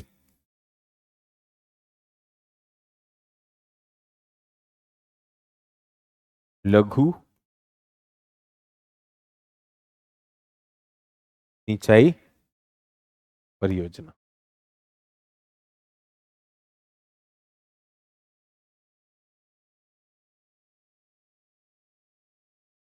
ठीक है। अब ये ना किताबों में लिखा रहता है, भूगोल की किताबों में भी लिखा रहता है, और छात्र इसे याद भी करते हैं, भूल भी जाते हैं, और जब परीक्षा में आता है तो इसका ना बहुत ज़्यादा उपयोग नहीं होता है। फिर छात्र कहता है मैं भूल गया था। क्यों नहीं होता है? क्योंकि छात्र इसमें अपना इसका व्यवहारिक रूप नहीं देखता है। व्यवहारिक रूप बताना चाहता हूं। यदि कोई बहु उद्देशीय परियोजना, जैसे भाखड़ा नंगल परियोजना, ठीक है, नदी घाटी परियोजना जब घोषित होती है, जैसे नर्मदा परियोजना, वो अक्सर वृहत होती है। अक्सर क्या होती है? ये वृहत परियोजना होती है। जब कभी नहर परियोजना होती है, नहर परियोजना, वो क्या होती है? वो होती है आपकी मध्यम। और तीसरा है हेक्टेयर, अगर 2000 से कम है तो यहां पर क्या हो सकता है? टैंक हो सकता है, कम्युनिटी में या सरकार क्या बना रही है? तालाब बना रही है। नलकूप परियोजना, सरकार नलकूप जो है, नलकूप क्या होते हैं? ट्यूबवेल होते हैं। Tube well. कूप क्या होते हैं? प्राकृतिक कूप, या प्राकृतिक नहीं कहूंगा, पारंपरिक कूप। पारंपरिक कूप क्या होता है? कुआं होता है। तो अगर कुएं खुदवाए जा रहे हैं तो ये भी हो सकता है, इस तरह से चलता है। ठीक है, अब आपको बताना चाहता हूं इसमें भी कुछ खास चीज ध्यान देने की जरूरत है।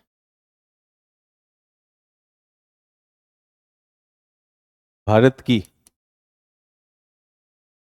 60% सिंचाई कहां से आ रही है? लघु। वो तो सरकार के पास है ना। और हमारा किसान कैसा है? हमारा किसान छोटा किसान है, सीमांत किसान है। वो नहीं ना अपने लिए नहर बना सकता है। तो वो इसी तरह से चलता है।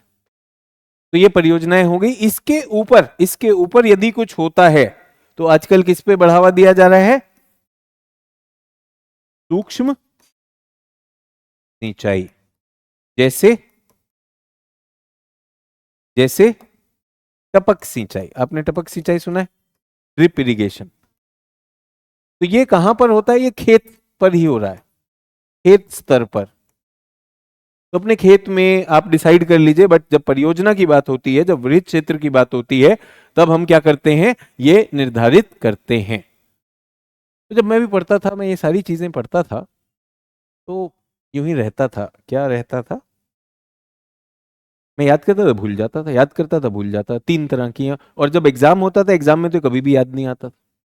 फिर जब मैंने देखा इनका उपयोग कहाँ पर होता है, फिर मैंने देखा 60% तो हमारा छोटा किसान है, तो कौन सी लघु सिंचाई में होगा? अच्छा, बड़ी सिंचाई में बहुत से लोग विस्थापित होंगे। जब मैंने उसे अपने डिबेट में लाया और मैंने देखा कि ये चीज वास्तविक में हो रही है, तो चीजें हमारी स्मृति में भी जाती। वरना दिक्कत होती है। वरना क्या होती है? दिक्कत होती है। चीजों को, जो भी यूपीएससी की तैयारी करना चाहता है, चीजों को व्यवहारिक रखिए। ये पूछ रहे हैं कि सर कोचिंग खत्म हो घर जाऊं या सिनेमा जाऊं? जहाँ मर्जी जाओ, मदिरालय भी पड़ेगा रास्ते में, रुक लोगे तो सब क्लियर हो जाएगा। वहाँ मोक्ष वहीं पर है। 2 बोतल डाउन और एकदम सब क्लियर दिखने लगता है। लोगों को भी बता दोगे कि सच क्या है, जो अभी नहीं बता पाते हो। अभी तो बहुत से लोग इस आडंबर में चल रहे हो कि आईएएस बनना है। अगर मदिरालय रुक गए, सबको चिल्ला चिल्ला के बता दोगे सच्चाई क्या है, पोल खुल जाएगी। ऐसे मत रुकना, ठीक है? सीधा घर जाना क्लास के बाद। हाँ जी। तो जल्दी से बताइए, आपने कौन कौन से साधन सुने हैं? सिंचाई के प्रणालियां, सिंचाई के साधन।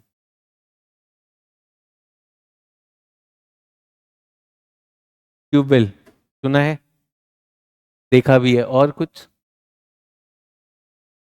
वही तो ट्यूबवेल ही तो है, पंप से। वही तो ट्यूबवेल बड़ा होता है।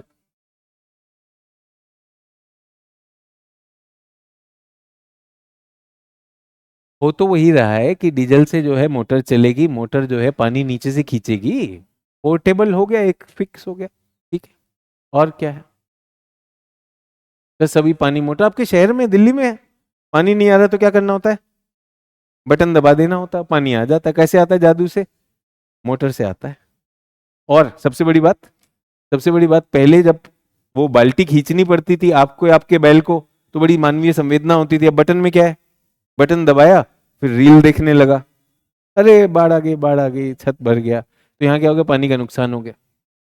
ठीक है। पंजाब में बड़ा किसान है, धनी किसान है, ठीक है, बढ़िया सी किस में आया? मर्सिडीज में आया। हाँ भाई, चलो बटन दबाओ, सब जगह बिजली फ्री। बिजली फ्री, अगर टैक्स लगा दोगे तो कहता मैं खाना कैसे खाऊंगा? खाना कैसे खाएगा? मर्सिडीज में है, मर्सिडीज में खा सकता है, कोई दिक्कत नहीं। बड़ा किसान के पास बहुत पैसा है, लेकिन टैक्स नहीं देना चाहता है। टैक्स नहीं देना चाहता तो क्या करता है? पानी को ऐसे यूज करता है, पानी की बर्बादी ज्यादा हो जाती, पानी की बर्बादी ज्यादा हो। ठीक है। और क्या हुआ? अब देखो, मैं आपसे पूछ रहा हूं, आपने कौन कौन से देखे हैं? आकाश अनंत, ड्रिप तंत्र, ये हमेशा कुछ ऐसा ही बताना चाहता है, कुछ नया सा। ड्रिप तंत्र, अबे जो नॉर्मल सिंचाई कैसे होती है? कुएं से होती है, नहर से होती है, और किससे होती है? जो बच्चे बोल रहे हैं ट्यूबवेल से। ड्रिप सिंचाई बताइए, किसी ने खेत में ड्रिप सिंचाई देखी है? खेत में कहाँ पे देखी? राजस्थान में। किसका खेत था और कितना बड़ा क्षेत्रफल का खेत था? दोस्त के यहाँ क्या लगा रहा था आपका दोस्त वहां पर? गेहूं पर टपक सिंचाई चल रही है। गेहूं पे टपक सिंचाई? नहीं, पाइप तो लगे हुए थे गेहूं पर। अब देखो पकड़े गए। ज्योति गर्ग, टपक सिंचाई देखिए, हम शहर में यही देख रहे हो। शहर में तुम लोग क्या शिमला मिर्च और टमाटर उगा रहे हो उस पे पानी छिड़काव कर करके। तो हर जगह टपक सिंचाई नहीं हो सकती। टपक सिंचाई कुछ ऐसी फसलें हैं जो बहुत बड़े वृहद क्षेत्र में हैं, तो वहां पर ऐसा नहीं है कि वहां पर वो करें। राजस्थान में टपक सिंचाई की बहुत उपयोगिता है, लेकिन राजस्थान में फिर वैसी फसलें होंगी जो कम क्षेत्रफल में है, और बहुत सारी चीजें हो सकती है। तो मैं ये नहीं कह रहा हूँ कि राजस्थान में टपक सिंचाई नहीं है, इसलिए आपसे फसल पूछा। ठीक है। हाँ जी। तो ये हुआ। तो हम अलग अलग सिंचाइयों की बात करें। माहीने का नहर, नहर कितने लोगों ने नहर देखी? नहर देखी? तो यहाँ पे नहर कोई उत्तर नहीं दे रहा है। नहर सबसे पहले आना चाहिए। कितने लोगों ने नहर के पानी में कभी छलांग लगाई, तैरे भी हैं? तैरे हैं आसपास लोगों को आपने देखा होगा पानी का यूज करते हुए। वहां कपड़े धोते रहते हैं लोग, और पर्यटन के लिए भी लोग आते हैं। अब नहरों की देखरेख नहीं हो रही। अब नहरों की देखरेख नहीं हो रही है। नहीं तो बांध बनाया जाता है, बांध में बहुत सारा पानी होता है, और उसके बाद क्या होता है, नहर आती है। हाँ जी सर, पान मेथी में होती है, जीरा में होती है टपक सिंचाई। हाँ, मसालों में हो सकती है जो सीमित उसमें है, बिल्कुल हो सकती। तो स्प्रिंकलर सिंचाई वहां पर। तो नदी, नदी से नहर, नदी परियोजना, परियोजना से नहर। तो अब हम अलग अलग प्रणालियों को देखने वाले हैं, और इसी में पूरी कोशिश करेंगे कि पूरा का पूरा उत्तर इसी में लिख दें। तो अपनी कॉपी को ऐसे, ऐसे है, ऐसे घुमा ली जल्दी से। ठीक है। अब हम क्या करेंगे, सिंचाई के विभिन्न प्रकार या प्रणाली, विभिन्न सिंचाई प्रणाली। ठीक है। एक, दो, तीन, चार। इसी में हम पूरी कोशिश करेंगे कि इसी में सारी चीज आ जाए एक ही उसमें, ताकि हम समझ सकें। ठीक है। सबसे पहला जो बड़ा रहता है, बांध और नहर। ठीक है। बांध और नहर। बांध आएगा, नदी पर बांध होगा, और बांध से क्या बनेगी, नहर बनेगी। नदी, बांध, नहर, नदी, ये हमारा पहला प्रकार हो जाएगा। ठीक है। इसके कुछ लाभ भी होंगे, इसकी कुछ हानियां भी होंगी। तो हमें क्या सोचना है, इसके कुछ लाभ और इसके कुछ हानि। लाभ और हानि, जल्दी बताइए। पॉजिटिव और नेगेटिव। बांध के कुछ पॉजिटिव, कुछ नेगेटिव, जल्दी से ब्रेनस्टॉर्मिंग करेंगे।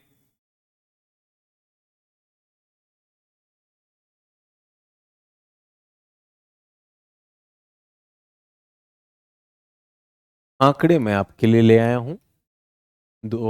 1950, 2015, उसका, इसका क्या चल रहा है, इसका विकास।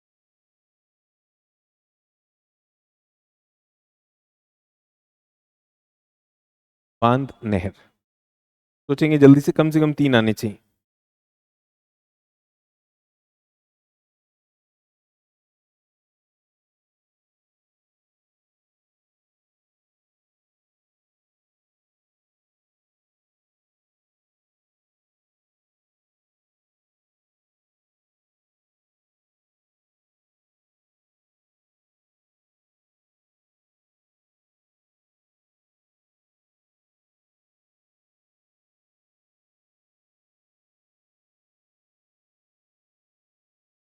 एक एक करके नहीं लिखना है। दो तीन विचार सोचने हैं, 2-3 होने चाहिए आपके पास।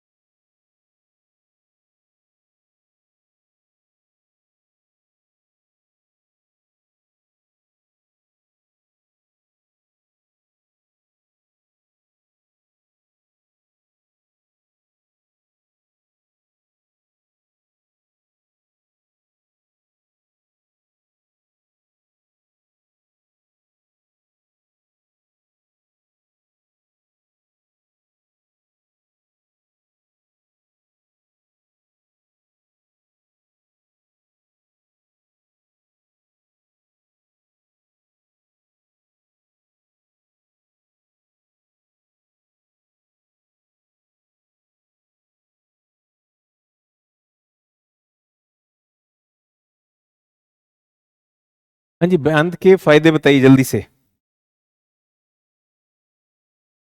हम्म। जल विद्युत, बट जल विद्युत चलो बहुउद्देशीय हो सकता है, बट हम उसके बहुउद्देशीय में जाने ना, अब तो सिंचाई आ गई। बांध पे हमने नहर बना ली, अब नहर से मुझे बताइए सिंचाई का क्या। बेटा जल उपलब्धता सब में है, सब में है, किसी में भी ऐसा नहीं कि जल उपलब्धता है, इसका बताइए।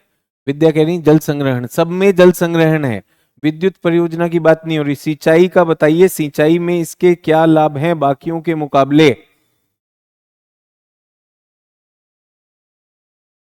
बांध को छोड़ दीजिए, नहर सोचिए। नहर नहर नहर, यहां पर मैं बांध से हटा रहा हूं, नहर, नहर सिंचाई। तो पहला तो है, इसका लाभ है बृहद क्षेत्रफल, हाँ या ना।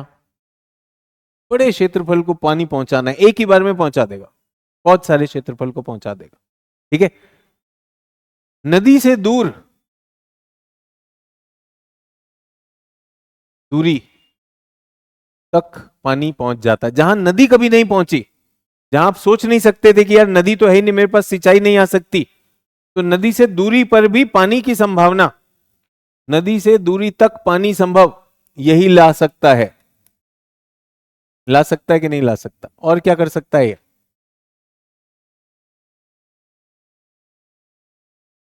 बाढ़ को नहर नियंत्रित नहीं कर सकती, सॉरी गलत आंसर है। नहर में और भी चीजें हो सकती हैं, अभी आपको बताया जलाशयों में दो चीजों के लिए यूज होता है, एक सिंचाई, दूसरा मत्स्यन। ठीक है। और आर्थिक गतिविधि, और आर्थिक गतिविधि जैसे मत्स्यन, और क्या है, पर्यटन हो सकता है, पर्यटन हो सकता है। तो नहर कहां कहां तक नहीं पहुंच जाती है, तो नहर बेहतर होती है। नुकसान बताइए, बहुत ज्यादा नहीं करने क्योंकि छोटा प्रश्न आएगा। नहर से लोगों का विस्थापन होगा, तो बृहद क्षेत्र है, तो पहली बात तो ये जो है भूमि बहुत सारी लगेगी, भूमि लागत होगी, प्लस प्लस वहां के वन, और क्या है, मानव विस्थापन होगा, तो बड़ा भूमि क्षेत्र जो है वो सब बेकार होने वाला है। भाई पूंजी, इसमें पूंजी बहुत ज्यादा लगती, किसके लिए, बनाने के लिए, उसके बाद रख रखाव भी तो करना है। महलदार का काम था पानी छोड़ना है, पूरी व्यवस्था, उसका देख रेख रख रखाव। और आपको बता दूं, नदियों में आता है गाद, जिससे बनता है खादर और बांगर, तो ये सारा गाद जाके नहर के अंदर नीचे बैठ जाता है, तो नहर क्या हो जाएगी समय के साथ, उथली होती चली जाएगी, तो नहर की गाद भी हटानी है, तो उसमें पैसा लगेगा, लगेगा कि नहीं लगेगा, उसमें पैसा भी लगेगा। ठीक है। और बताइए, ये एक दिन में बन सकती है, तो बनने में लंबी अवधि लगेगी, लंबी अवधि, और एक बार बन गई तो उखाड़ नहीं सकते। और जहां बाढ़ का कभी खतरा सोचा भी नहीं गया था, हमारे मित्र ने कहा सर ये बाढ़ को रोक सकता है, नहीं भाई ये बाढ़ को नए क्षेत्रों में ले जाएगा। पहले बाढ़ आती थी नदी के किनारे, अब बाढ़ कहां तक पहुंच गई, जहां जहां नहर है, तो बाढ़ क्षेत्र में वृद्धि कर सकता है कि नहीं। बाढ़ संकट क्षेत्र, व्यवहारिक चीजें, फिर मैं आपसे कहता हूं, सभी लोगों से कहता हूं कि चैट का यूज करिए, अच्छे विचार लेकर आइए, सोच के देखिए, व्यवहारिक विचार लाइए। खेतों तक पानी की आसानी से पहुंचना, मोना जी ये तो सभी करेंगे, सबका काम ही ये है, सभी सिंचाई करने वाले। हाँ जी, तालाब का क्या करना है, तालाब के बेनिफिट बताइए, ताल के, पोखर के।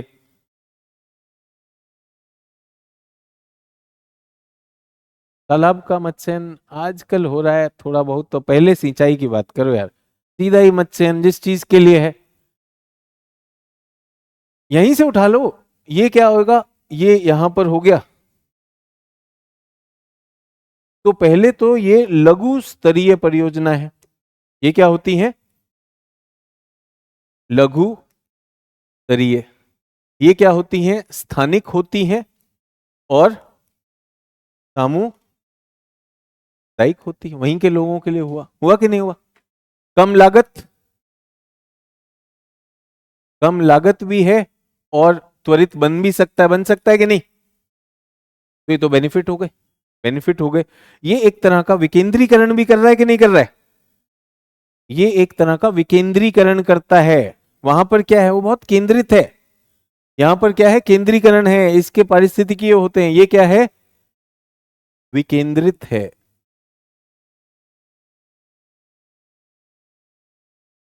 तो पर्यावरणीय प्रभाव क्या होगा? तो ये सारे क्या हो गए, पॉजिटिव। नेगेटिव बताइए, नेगेटिव क्या होंगे? नेगेटिव क्या होंगे? तालाब, पोखर, टैंक, पानी गंदा हो जाएगा। नहर का पानी साफ रहता है, वो बिस्लरी से आता है। कुआं से पीते हो पानी, नहीं पीते हो? गंदा होता है क्या? तालाब का पानी है। यूट्रोफिकेशन तब आएगा जब आप जाके उसमें शौच करोगे। तो जब लोग सामुदायिक हैं वो नहीं करेंगे ना, आप रहे नहीं गांव में। तुम गांव के पानी के, जहाँ का पानी का कुआं है वहां पे करके दिखाओ, गांव वाले पकड़ के बताएंगे तुमको। कई दिन से सोचोगे करना कैसे है, करके दिखाओ। मैं तो कह रहा हूँ यहाँ पे पारंपरिक स्वामित्व है भाई लोगों का यहाँ पर। तो भाई सीमित मात्रा है ना यार, सीमित मात्रा में मिलता है। तो नेगेटिव क्या है? आपको ज्यादा जल चाहिए, तो यहाँ तो सीमित ही है ना। तो आपकी फसल को अगर ज्यादा पानी चाहिए तो हर फसल के लिए उपयोगी होगा या नहीं होगा? नहीं होगा। अच्छा एक बात बताइए, क्योंकि ये नदी पर आश्रित नहीं है, मौसम के साथ इनका जल स्तर ऊपर नीचे हो जाएगा, तब क्या करोगे? ठीक है, एक तो सीमित है, दूसरा नेगेटिव क्या है? जल स्तर क्या होता है, ऊपर भी हो जाता है, नीचे भी हो जाता है। समस्या आएगी कि नहीं आएगी? और यहां पर भी तो नीचे गाद भरती रहेगी, टैंकों में भर जाती गाद, गाद भर जाती है तो क्या हो जाते हैं, गहराई कम हो जाएगी। तो ये छोटे मोटे उस पर ही चल सकता है, अगर आपको विस्तृत करना है तब नहीं हो पाएगा। समझ में आ गया?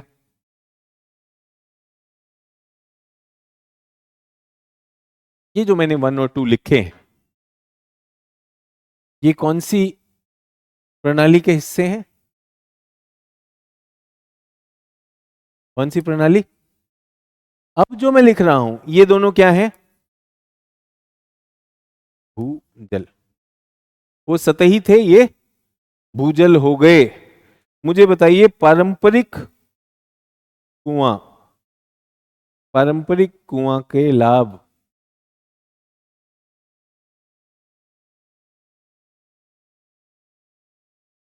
सेम लिख दूं? ये लघु स्तरीय होता है, स्थानिक होता है, कम लागत होती है, जल्दी निकल आएगा, विकेंद्रित भी होता है। और यहां पर क्या होता है, पशु श्रम से हम वो निकाल सकते कि नहीं निकाल सकते? हाँ या ना? कुएं से ही हो जाएगा, कुआं खुदाई करनी है पारंपरिक। समस्या क्या है? समस्या भी, समस्या क्या है? फिर से सीमित है, सीमित है। फिर से जल स्तर क्या होता है, ऊपर नीचे हो जाता है, बहुत ज्यादा नहीं कर सकते। कितने कुएं सूख जाएंगे? मौसम के हिसाब से बदल जाएगा कि नहीं बदल जाएगा? और बहुत ज्यादा सप्लाई दे सकता है, सीमित सप्लाई देगा? बहुत सीमित दे सकता है। तो बहुत ज्यादा अगर मुझे कृषि चाहिए तो वो नहीं हो पाएगा। तो कोल्हू का बहल, यहाँ पर आपने कोल्हू चल रहा है या वो चल रहा है ना, हो नहीं पाता। Done?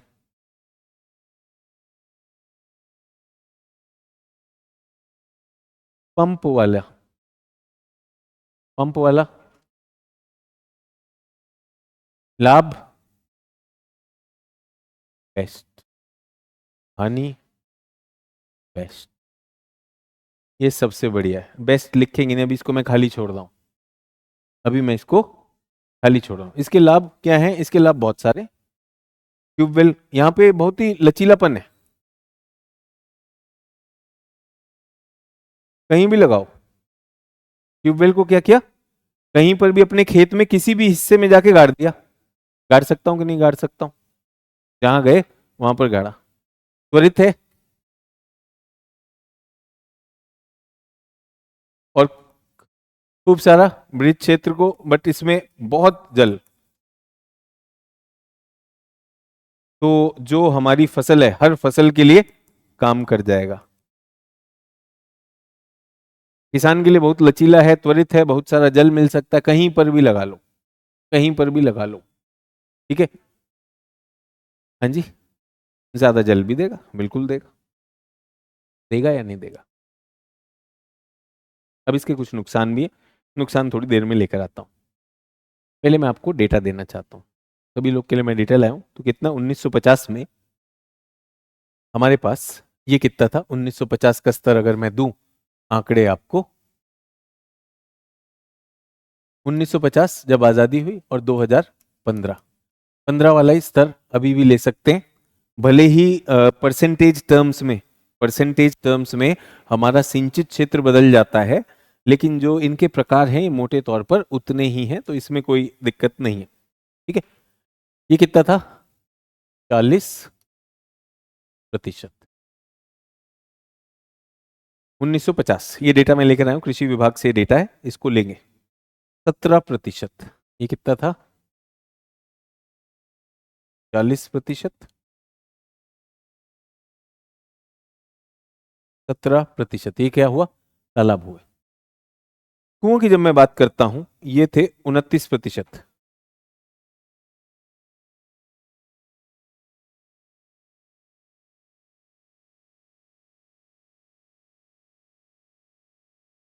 डन। अन्य, अन्य क्या हो सकते हैं, मैंने कहा सामुदायिक संचय के प्रकार हो सकते हैं, कुछ भी जो लोग लगा रहे कम्युनिटी वाला हो सकता है। 1950 में ट्यूबवेल कितने थे, 0। 1950 में ट्यूबवेल कितने थे देश में, 0। और ये कितने थे, पारंपरिक। ठीक है। जैसे एक बावड़ी खोल दिया, बावड़ी हो गया, और भूजल संग्रहण कर रहे थे, जो हाड़ बना रहे थे, ये सारी चीजें हुआ करती। ठीक है। आजादी के समय कुल कितने हो गए, 4 11, 100% हो गया, 100% ये था। अब इस आंकड़ों को समझना है। चौथे पॉइंट में बहुत सारे जल के आगे क्या किया, हर फसल के लिए, हर फसल के लिए उपयुक्त है ये।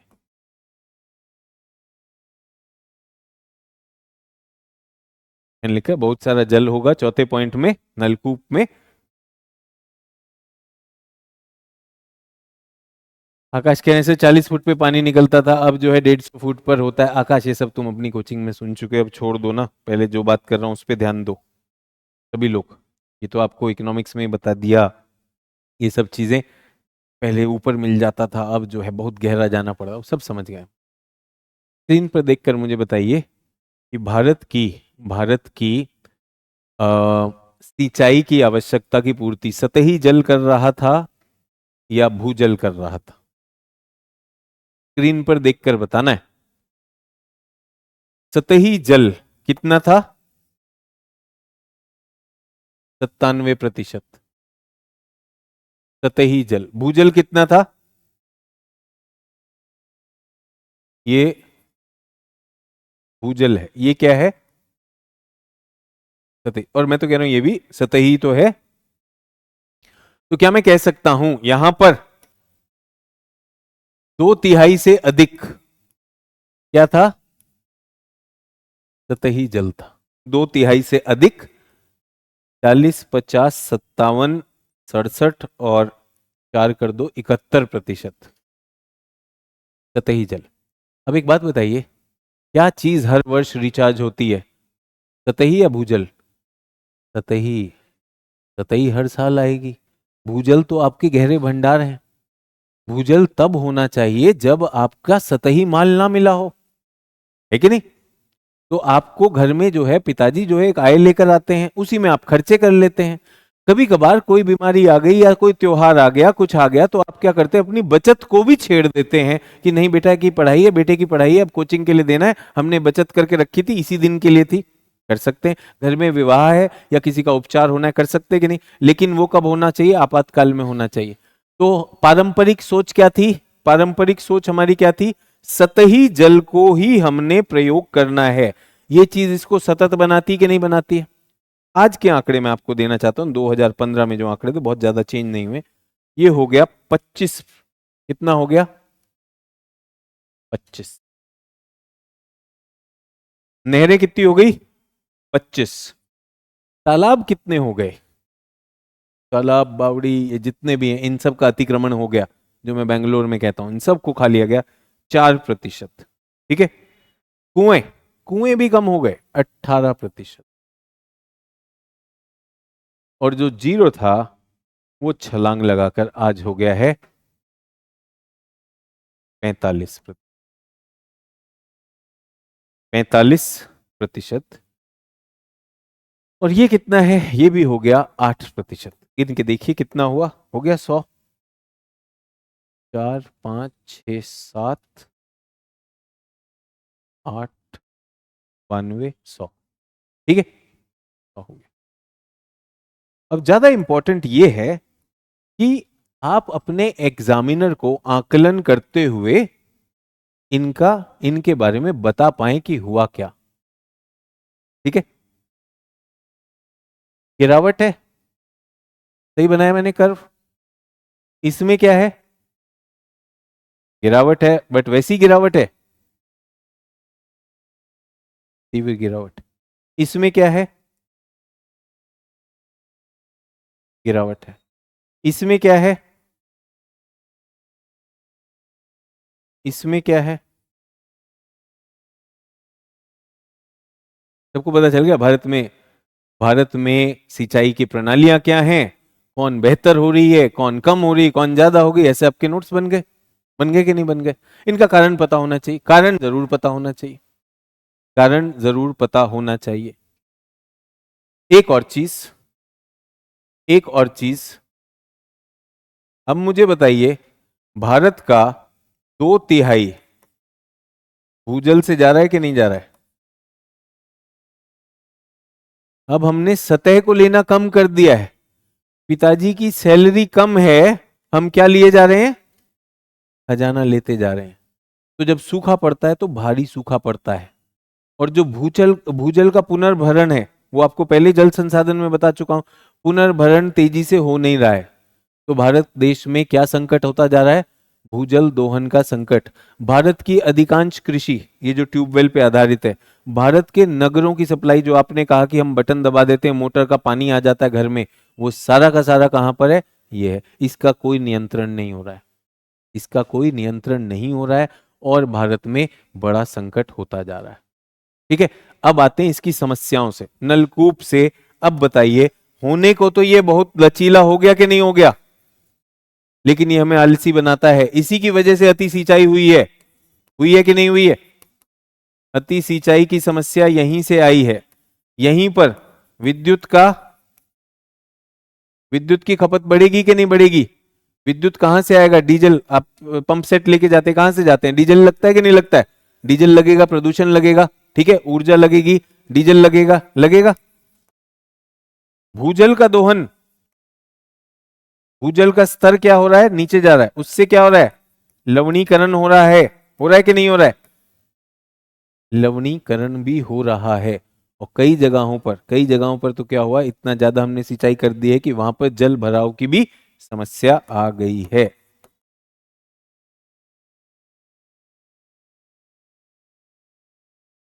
भारत के पास सतह का जल संभाल नहीं पा रहे हैं। सतह के जल से बाढ़ आ रही है, और जब सतह के जल की कमी होती है तो जल्दी से क्या करते हैं, अपने खजाने को पी जाते हैं। और वो खजाना नीचे जाता जा रहा है। जो अभी आकाश अनंत ने लिखा, पहले 40 फीट पे मिल जाता था, अब 150 फीट जाना पड़ रहा है। ठीक है। और 40 फीट और 150 फीट जाने के लिए कौन बाध्य है? पंजाब, हरियाणा, राजस्थान, जहां पे पानी है नहीं, जहां पे किसानी बड़ी है, किसान बड़ा है, किसानी की मांग बड़ी है, वो लोग क्या कर रहे हैं? नीचे से पानी उठाने के लिए मजबूर हैं, यहां का पानी नीचे जाता जा। जिस क्षेत्र में किसान ज्यादा हैं, जिस क्षेत्र में जल का स्तर अभी भी 20-30 फीट में पानी दे देगा, जिस क्षेत्र की मृदा ज्यादा अच्छी है, जो क्षेत्र इतना खाना उत्पादन कर दे पूरे दक्षिण एशिया को खिला दे, वो सो रहा है, वो सो रहा है। उसमें क्या हो रहा है? हर साल बाढ़ आ रही है, अब क्या करें, हम बह रहे हैं बढ़िया से। और ये वाला क्या है? जिसके पानी नहीं है, लगा हुआ है। बहुत बड़ा कारण है कि पंजाब हरियाणा को खेती बंद करनी चाहिए। सर क्या बात कर रहे हैं सर, खेती के राज्य हैं आप, ऐसी कैसी गलत बात कर रहे हैं आप, विकास के अगेंस्ट जा रहे हैं। खेती का अगला चैप्टर यही किसान खोल सकते हैं, इनके पास पैसा है, ये खेती का प्रसंस्करण करना शुरू करें, उत्पादन करने दो ना बिहार और पूर्वी उत्तर प्रदेश को, इनको बढ़ावा दे दो, इनको बढ़ावा दे दो। क्यों धन्ना सेठों के हाथ में हवाले करवा रहे हो इनकी जमीनें? आपस में किसान अपनी सोचे। अगर भारत में कोई किसान रिस्क लेकर मखाने की फैक्ट्री खोले तो बिहार का किसान नहीं कर पा रहा है, लेकिन मखाना नाम का ब्रांड जो है आप शहरों में देख रहे हैं कैसे बिक रहा है, कौन कैसे बिक रहा है। ये पंजाब और हरियाणा का बड़ा किसान ये रिस्क ले सकता है, रिस्क ले सकता है, फैक्ट्री ले, पूरे गर्व से रहे और नेक्स्ट लेवल पे जाए, अपनी इनकम को दुगनी चौगनी छेगुनी करे पंजाब और किसान का, पंजाब और हरियाणा का किसान। क्यों वो बेकार में कैंसर ट्रेन चलती है पंजाब से? इतने कीटनाशक डाल रहा है, इतने सारे उर्वरक डालने पड़ रहे हैं, पानी के लिए इतना गहरा जाना पड़ रहा है, अपनी जमीन खराब कर ली, अपनी सेहत खराब कर ली, और उसके बाद सुन रहे हैं कि किसान को बुरा भला भी कहेगा।